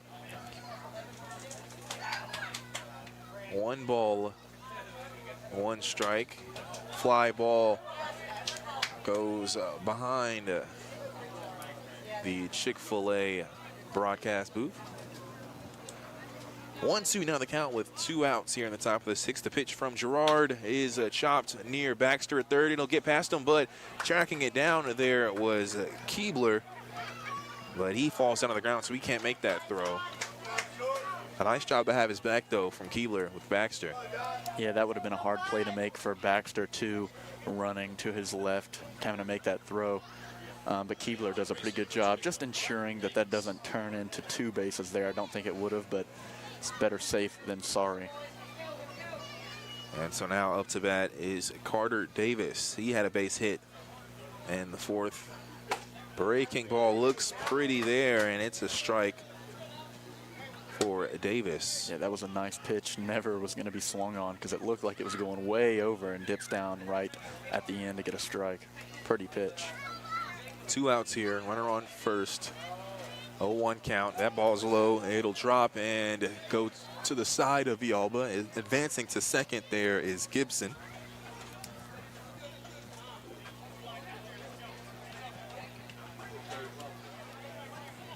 Again, Gerard in this game is the 4th pitcher for the Hoppers. Miles Green was before that. He just pitched 1 inning, gave up 1 hit, as that's a fly ball near center field. It'll be tracked down, and it's caught there by Sam Perkins for the 3rd out. So 3 foul balls, or fly balls, are the outs. And checking here after the top of the 6th inning. 1 hit, no errors, 1 left on base, and no runs scored.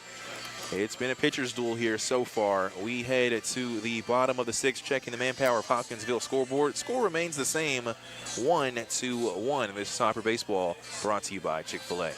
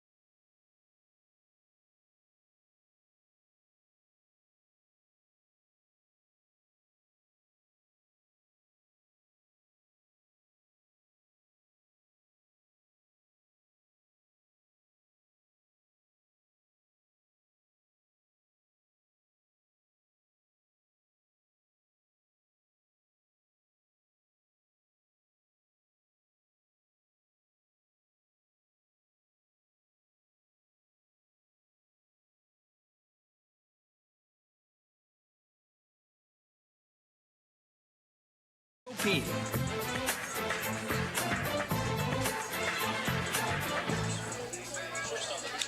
Bottom of the sixth inning action here as John Keebler will be at the plate, as he was in the middle of his at-bat during the fifth inning, but after Perkins tried to steal going towards second, Keebler had to live to see another at-bat. That at-bat happens now. Tie ball game, a 1-1. Here, 1 run was scored for the Hoppers in that first, and 1 was scored for the Fulton Railroaders in that second, and we've seen zeros across the scoreboard ever since. Again, the Fulton Railroaders playing against the Hoptown Hoppers. That's a swing and a miss there after a ball. So 1 ball, 1 strike here.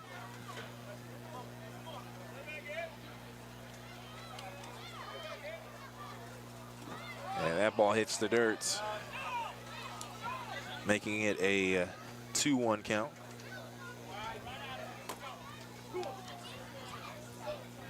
And a left-handed pitcher, as the Railroaders have a new pitcher in. It's Logan Wilsker. He's from the University of Montevallo, from Cape Coral, Florida. And I can tell you this pitcher will be hard to hit already. A ton of movement on these left-handed pitches. And winding ball ends up in the bullpen, as Anderson was trying to get there, but a fence stopped him. Yeah, a little dangerous there. It was moving pretty quick. Ended up catching himself, but if he hadn't, that would have left a mark for sure. And now Wilsker is listed as a right-handed pitcher, pitching left-handed. That's probably a mistake, is what we'd assume on the stats. That's a chopper fouled towards first base, makes it a 2-2 count for John Keebler. And something we've seen from Keebler already in this game is he's fouling a ton with 2 strikes, which is something that you like to see. If you're not going to actually hit the ball, then the foul's not a bad second option. And a high pitch is called ball there, which this is 3 actually back-to-back full counts for Keebler. And the first, he was hit by the pitch, and the second, he was walked. We'll see what happens here. The full count pitch, and it's a swing and miss there, so everything's pretty much happened almost, as Keebler strikes out there on his 3rd straight full count scenario. Now Gavin Baxter will come to the plate. He reached on a fielder's choice in that 3rd inning, and he also stole a base. I want to check the stats here, because I'm pretty sure Gavin Baxter might be leading this team in stolen bases, the way that he has been playing. And he actually does. He came into this game tied with Robert Estrada with 4 stolen bases, but of course he's had 1 in this game, so that's 5. And he hits another base hit there, past first base, drops right in front of right field, and Baxter will stay at first. So nice job here from Baxter. 2 hits already, and 2 for 2 on the day.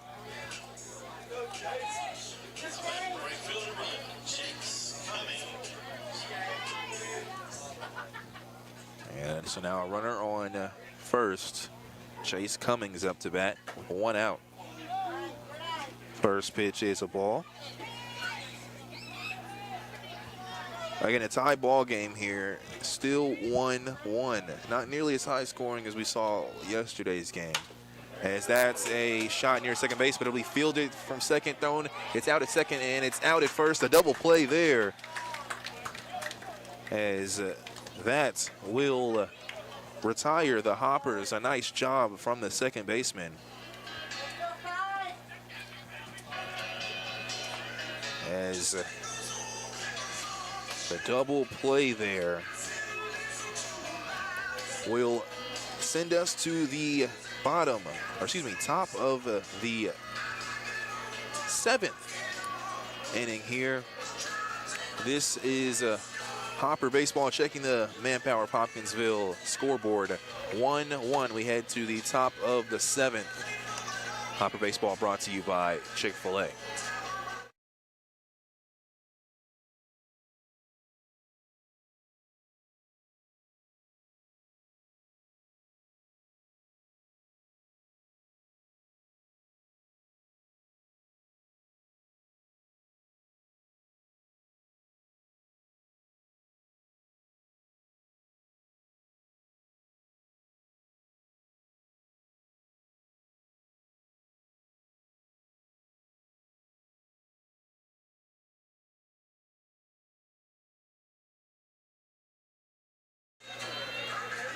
News Radio WHOP.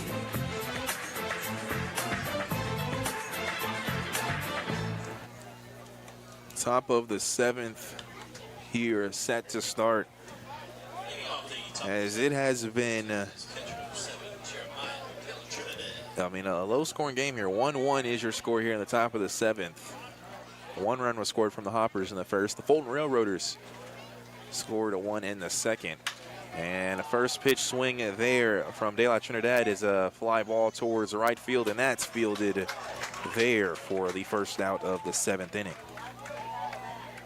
Yeah, and after a game like we saw yesterday, obviously a crazy high score for one team, not so much for the Hoppers, you don't mind seeing a low-scoring game, even if you're not winning. Leaving some room on the board for you and keeping the other team at 1 is a pretty good sign for the team getting together after that last game. So after Kylan Hornbuckle struck out looking his first 2 at-bats, Jackson Garrett subbed in for him, and in that 5th inning, he had a double. Ended up reaching third base, didn't score. He's back up to bat here. Breaking ball just clips that bottom corner of the strike zone to make it a 1-1 count now. The pitch. Another breaking ball from the lefty pitcher, John Gerard. 1-2 the count now with a 1 out. And trying to chase there, or check the swing, was Garrett, and third base umpire will say no.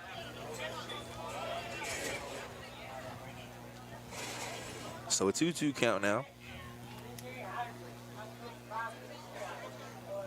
The pitch swung on and missed as Gerard gets his first strikeout of the night. So now Bennett Detrude will come to the plate. 2 outs now, still a tie ball game, 1-1. Detrude showed bunt, quickly takes it away after that ball. And Detrude is coming from UT Martin, originally from Brentwood, Tennessee, as that pitch is called a strike. And UT Martin in that Ohio Valley Conference. And now a transition for Detrude to the Ohio Valley League, as that pitch was called a strike as well. 1-2 now the count with 2 outs. The pitch is fouled behind the screen there into some fans. Almost caught there from a Hoppers player.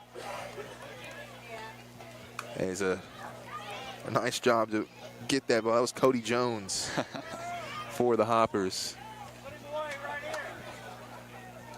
Ball just can't get away from him, as Jones was the starter in this game. He was standing there about 6'6". It was definitely going to hit him first. And a swing and a miss there is a strikeout back-to-back there from Gerard to retire the Railroaders in the top of the 7th. And the inning, no hits, no errors, none left on base, and no runs scored. As it is the 7th inning stretch, brought to you by Chick-fil-A. Visit them today on Fort Campbell Boulevard and download the Chick-fil-A app for online ordering.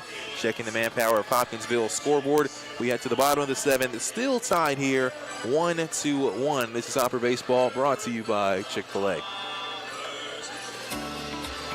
At TGASK, we take a lot of pride and a lot of time building a world-class facility for the safety and comfort of our workers. Straight shifts mean life balance to our nearly 10,000-person workforce across the United States. Our benefits packages can add $7 per hour to our competitive wage structure. Ready for a little balance in your life? Visit workfortg.com and apply today.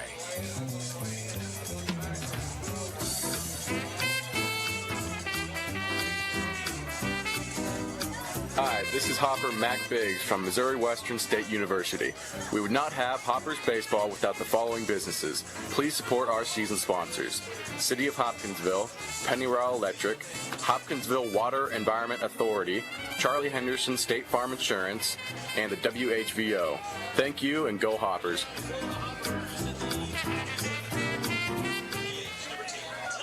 News Radio WHOP.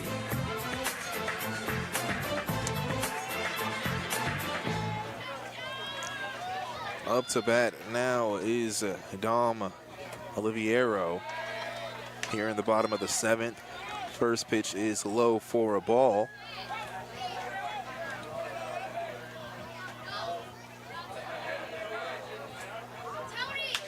That ball, a winding fly ball towards right field, and it's fielded there for the outs. Anderson with the grab. And 1 out now as Carter Hood will come to the plate. He struck out looking in his last at-bat in the 4th inning.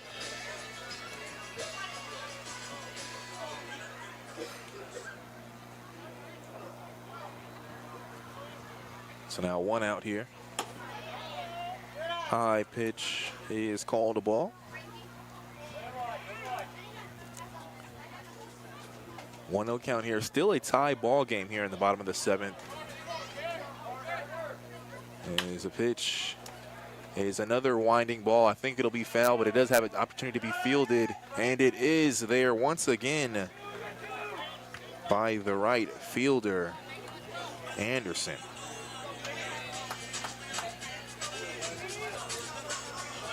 So now Manuel Villalobos will come to the bat. He's 0 for 2 on the day. Had a fly ball out the center and then a grounder towards the shortstop. Foul ball there. One thing you do like to see, though, pending that this game does go extra innings, not to jinx it, as that's a foul ball off of the bat behind home plate, is the Hoppers are making contact on these balls. There's another foul ball there. So you look at a position, if you do get to extra innings, you feel confident that your players can get some fly balls out there and bring some runs in. Yeah, we've seen more balls get out into the outfield tonight from Hoptown than I think we've seen all season. That includes that Oliverio hit that nearly went over the fence. So a little bit better hitting and some good foul ball hitting as well. You know, just feeling the rhythm out a little bit and getting the bat on the ball. It's always something that takes a little bit of warming up to do, and it seems like they're warming up just a little bit. 1-2 count, breaking ball. It's just inside there to make it 2 balls and 2 strikes. It did look like a good pitch there from Wilsker. Just might have been a little too much inside there. Again, still a tie ball game here, 1-1. And a swing and a miss there. Chased the pitch, did Villalobos. And that'll be 3 up, 3 down, 2 via fly out, 1 via strikeouts. And in that inning, there were no hits, no errors, none left on base, and no runs scored. Heading to the top of the 8th, checking the manpower of Hopkinsville scoreboard. Score remains the same, 1-2-1 Hoppers versus the Fulton Railroaders. We back with more action here, brought to you by Chick-fil-A.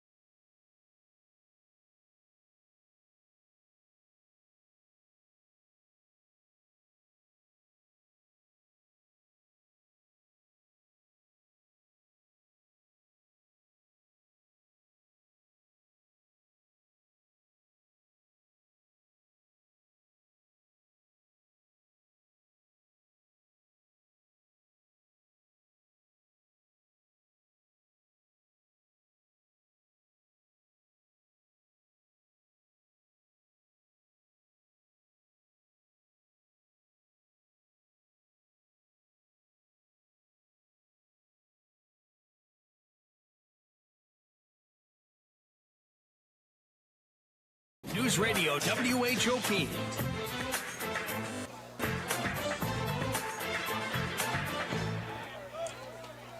Top of the 8th here. Hoppers taking on the Fulton Railroaders. As Gerard pitching for the Hoppers. First pitch was a ball. Second is called a strike. Here as Garner Anderson is at the plate. Swung on and missed there to make it a 1-2 count. Anderson in his last at-bat grounded to third. We've seen a lot of grounders, or excuse me, to the shortstop, as that's a swing and a miss for a strikeout. It has to be thrown to first, and in the bag is touched there from Villalobos to make it another strikeout for Gerard, and that's actually 3 strikeouts in a row. The last 2 outs of the 7th inning were called strikes. Yeah, and Gerard continuing to prove why he's probably been the most reliable reliever for the Hoppers so far this season from Hanover University. Of course, the Hoppers ace last year, Marcus Goodpaster from Hanover. So we like the pitching prospects that they send us over the summer. As that first pitch to Charlie Ferbert is called a strike. Grounder towards Villalobos. He dives, gets it. He'll try to throw it there to Gerard. He'll drop it as he tried to tag there.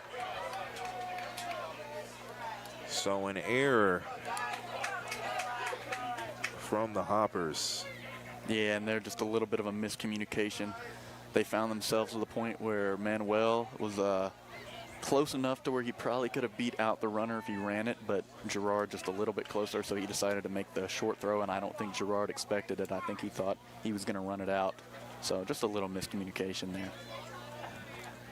So Jonathan Tate will be at the plate, a runner on first. Gerard the pitch. It is a breaking ball, but clips the bottom for a strike. So 1 out here, a runner on first. In a tie ball game, 1-1 here in the top of the 8th. Another pitch is a ball there. And the Fulton Railroaders taking on the Hoptown Hoppers here at Colonel Field. 1 ball, 1 strike. That ball fouled towards the screen in front of the Hoppers faithful. 1 ball, 2 strikes here.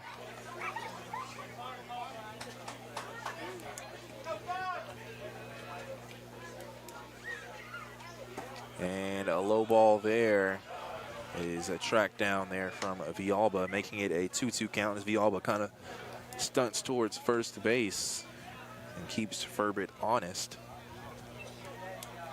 2-2 count. The pitch is grounded towards the second, thrown to second, and it will be a double play there. Nice job from the Hoppers, as Hood starts the double play. And in that inning, no hits for the Railroaders, 1 error and none left on base, no runs scored. We head to the bottom of the 8th inning. Checking the Manpower of Hopkinsville scoreboard, it remains the same, 1-1. This is Hopper Baseball, brought to you by Chick-fil-A. Max Arnold and Son.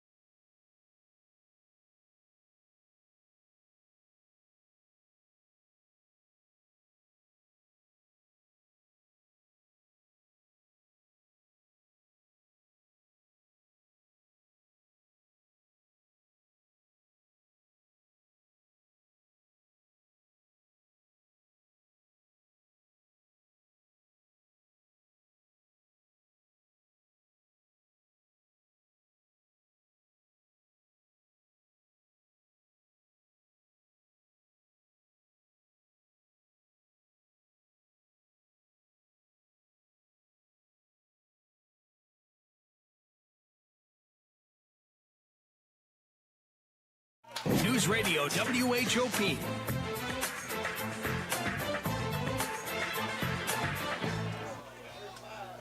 Second pitch is thrown low as Luis Villalba is at the plate here in the bottom of the 8th inning.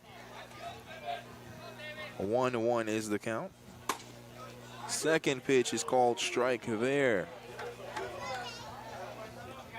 And it's, excuse me, I believe 2-1 is the count. Second pitch is fouled near the Hopper dugout, and it is caught there as it's tracked down by the first baseman. So unfortunate there for Villalba. Yeah, and as we move further into this game, we're looking more and more like extra innings territory. Luckily, the first 8 or so innings of this game have moved really quickly, so even with extra innings, the game's not going to be too far past schedule. As that is called a strike there. Stephen Bell is at the plate. 0-1 the count with 1 out. Again, like you mentioned, a tie ball game, as that is a shot towards left field, and it is caught there as there was some effort made from the left fielder for the Railroaders, Furbit. So back-to-back outs here as the Hoppers went 3 up, 3 down in that 7th inning, trying not to have that happen now with Sam Perkins up to bat. And like you mentioned too, if we were to go to extra innings here, as of right now, they're looking at a decent spot in the lineup, as that it was another pop-up near first base, and it's caught there. And so now that another 3 up, 3 down, excuse me, here in the bottom of the 8th. No hits, no errors, none left on base, and no runs scored. We head to the top of the 9th inning. Again, the Fulton Railroaders taking on the Hoppers, checking the manpower of Hopkinsville scoreboard. It remains the same, 1-1. This is Hopper Baseball, brought to you by Chick-fil-A.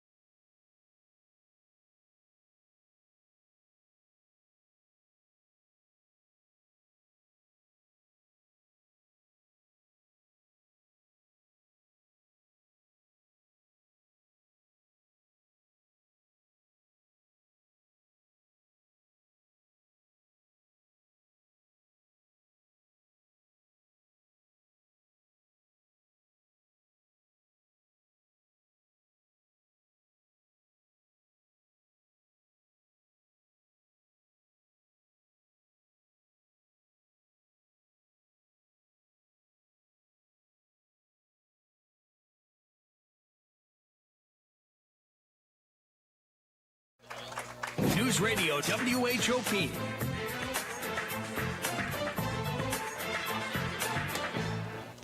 First pitch here is an outside ball. As up to bat for the Railroaders, it's Connor Brinkley. Second pitch, strike there. We're in the top of the 9th inning, a tie ball game, 1-1 here.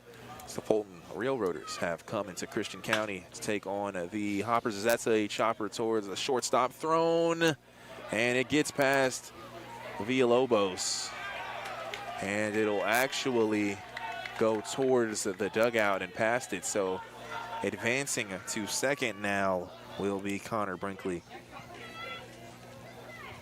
Yeah, and that's just a super hard play to make. Keebler having to turn his whole body, almost runs all the way to third base, has to turn his whole body there to get that throw to first. I don't even think the ball would have beat the runner if it had been picked up by Villalobos there. So, you know, in a perfect world, you like that play. It's a pretty play if it works, but might be safer if Keebler just keeps that one in the glove and keeps the runner at first. So now Aiden Gibson will come to the plate. He reached first on a base hit in that 6th inning.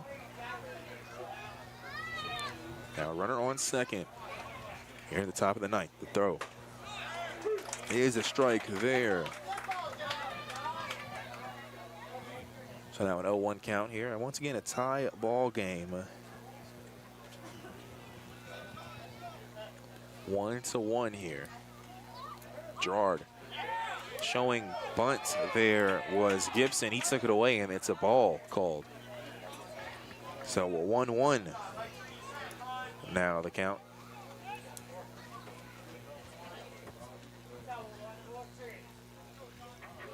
Again, a runner on second. And a bunt is shown as it gets by third base, and it's a wild throw which will advance a run from third. Going towards second is Gibson, and he makes it. So a bunt there and a wild throw will advance the run there. And back-to-back errors there from the Hoppers. And Coach Davari walking to the mound. I already know what's going to happen here. Gerard is going to probably get taken off, and Chase Bruno, the usual closer, is probably going to come in here. And I think you did call it. As Gerard comes out 2-1 now the score. As the Railroaders get a score in this ninth inning, and you are right. It'll be Chase Bruno for the Hoppers. So we'll let him get some warm-up pitches thrown here. Again, the score 2-1. We are still in the top of the ninth inning.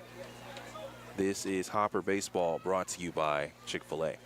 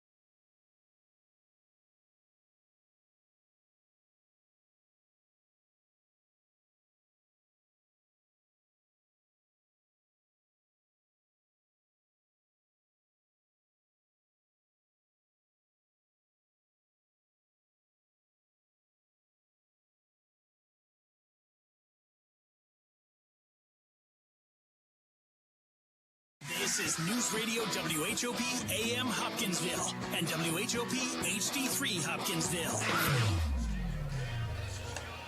News Radio WHOP.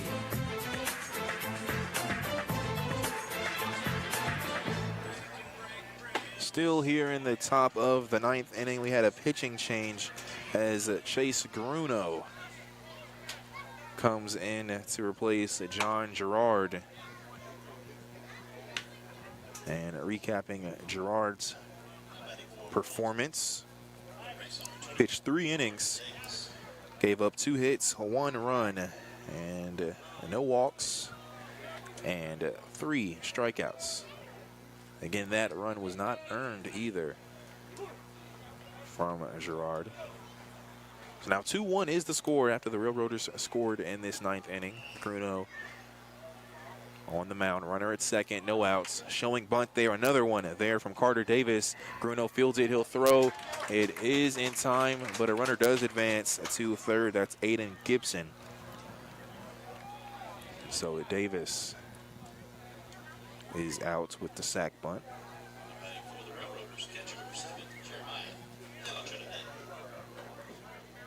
That's the first out of the inning. And I want to note, too,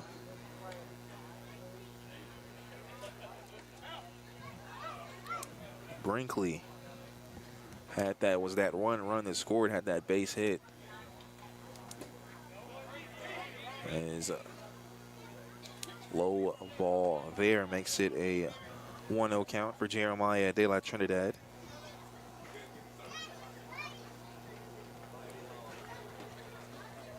One out, runner on third. 2-1 ball game. Outside pitch makes it a 2-0 count. Again, Jeremiah De La Trinidad is at the plate. He had a fly ball out to right field in that 7th inning. We're in the top of the first here. Low ball there makes it 3-0.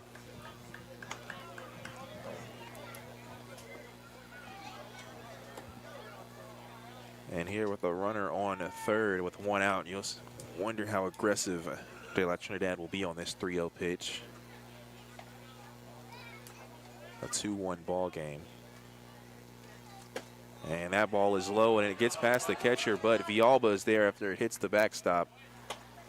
It kind of comes to assist Villalba in a way, so Gibson can't advance from a third, but that is a walk. So De La Trinidad will advance to first. Runners on the corners now at first and third. And back at the top of the lineup, Jackson Garrett is at the plate. In his first at-bat when he came to sub in the 5th inning, he had a double. But in his last at-bat in the 7th, he struck out here. Now facing 1 out with runners on first and third. Here's the pitch from Bruno. Showed bunt, took it away. Official calls time as the coach for the Railroaders will come and talk to the umpire. It looks like the umpires are going to have a discussion. What do you see? I almost want to say the second base umpire there may have called balk. I'm not 100% sure, but it sounded like the coach said something about balk. Looks like nothing will come of it, though. So it looks like we'll just say it's an 0-1 count for Jackson Garrett.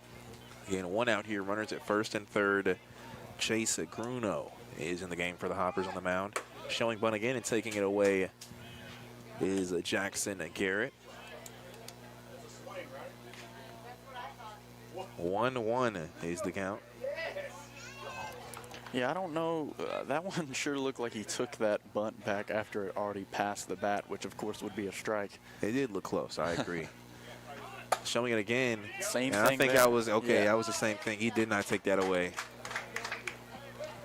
Pretty similar both times there. Me personally would have considered both of those a strike. Very, very late pulling back of the bunt. Good shot from Bruno, too, as he was showing bunt. He probably saw it coming and threw an inside pitch to make it hard to take away.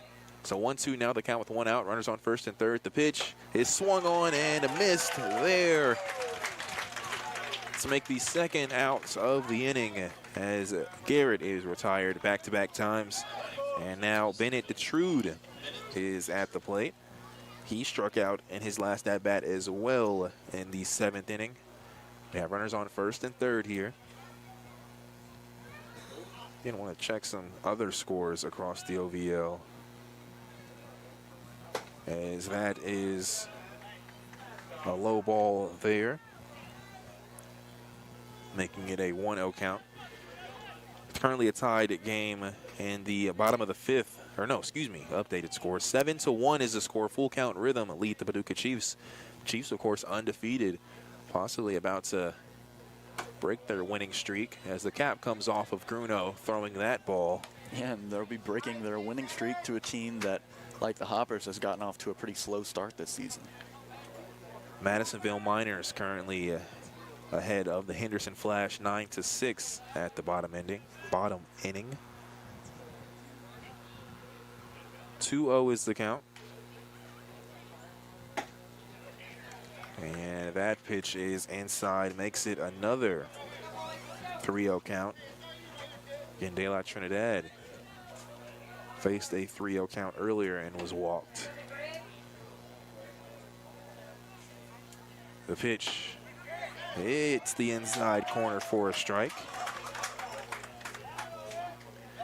And it's a tie ball game against the Clarksville Whirlybirds and the Bowling Green Pistons, 2-2 at the top of the 6th inning. 3-1 of the count here. And we have a steal there as the ball gets past Villalba. He'll try to track it down. He can't throw it, and a score does come in as Gibson will score the second run of this inning, and De La Trinidad will go to second.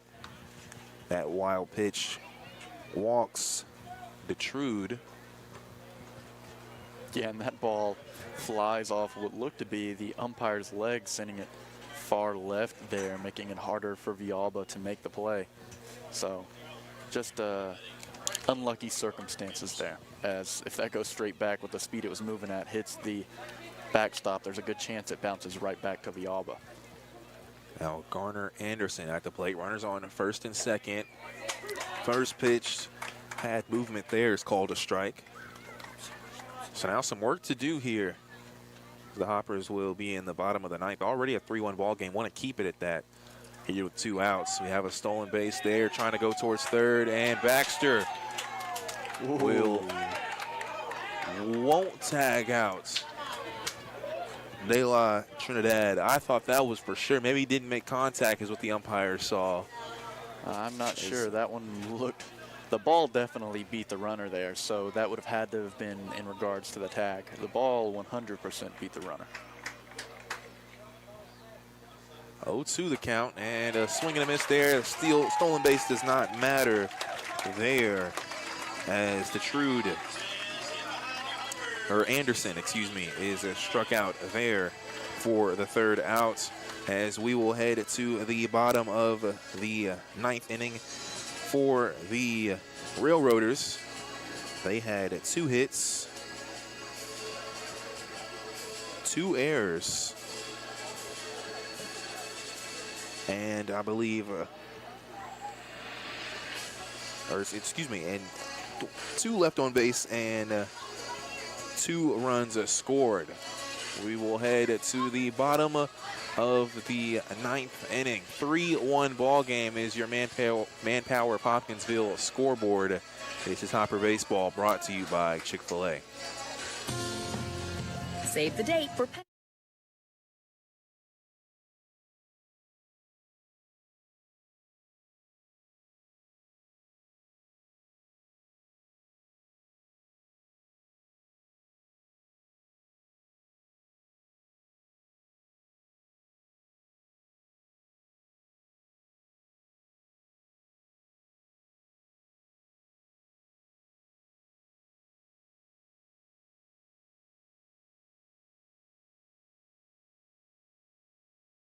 Radio WHOP.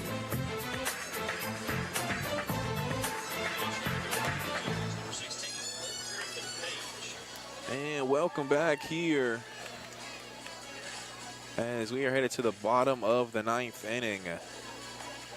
The Hoppers looking to make a comeback, being down 3-1 against the Fulton Railroaders.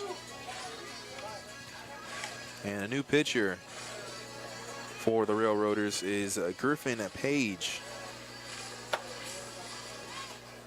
Griffin Page comes from Wright State, originally from Mount Pleasant Mills, Pennsylvania. Also a left-handed pitcher, so back-to-back left-handed pitchers now for the Railroaders. And up to bat here is John Keebler.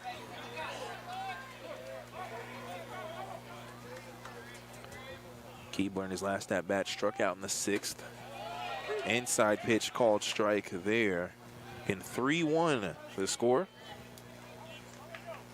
as the Railroaders lead the Hoppers.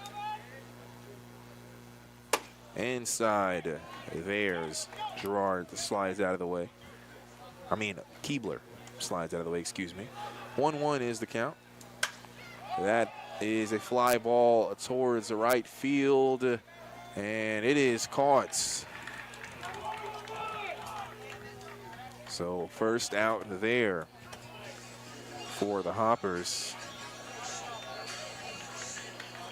Now Gavin Baxter is up to bat.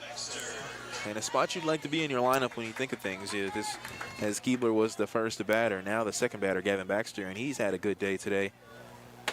So he has 2 hits. There's first pitch called a strike there. Second pitch is a low and inside for a ball. 1-1 the count.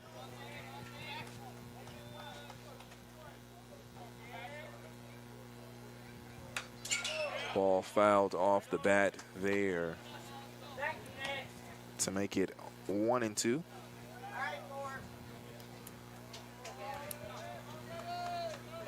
The 1-2 pitch, breaking ball fouled once again behind the home Hopper bleachers. 3-1 the score here. As the Railroaders trying to get a win here against the Hoppers. Railroaders come into this game with a 3-2 record.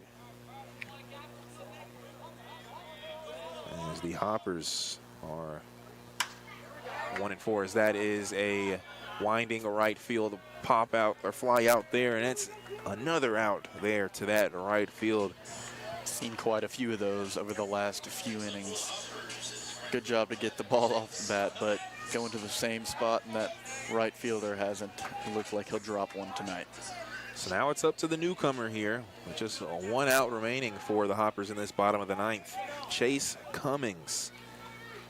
He struck out his first two at-bats. He's going to hit the first pitch swing to third base. The throw's going to come, and it is in time there, as that will do it for the ball game here in the bottom of the ninth inning. The Hoppers fall to the Fulton Railroaders 3-1. Into that bottom of the ninth, there were no hits, no errors, and none left on base, and no runs scored. Again, the score 3-1. Thanks to the Manpower of Hopkinsville scoreboard. Looking for a job? Visit Manpower on Fort Campbell Boulevard in Hopkinsville today. Let them connect you with a great position where you can start tomorrow. We'll have our post-game show and talk about the ball game and discuss our player of the game as well after this timeout.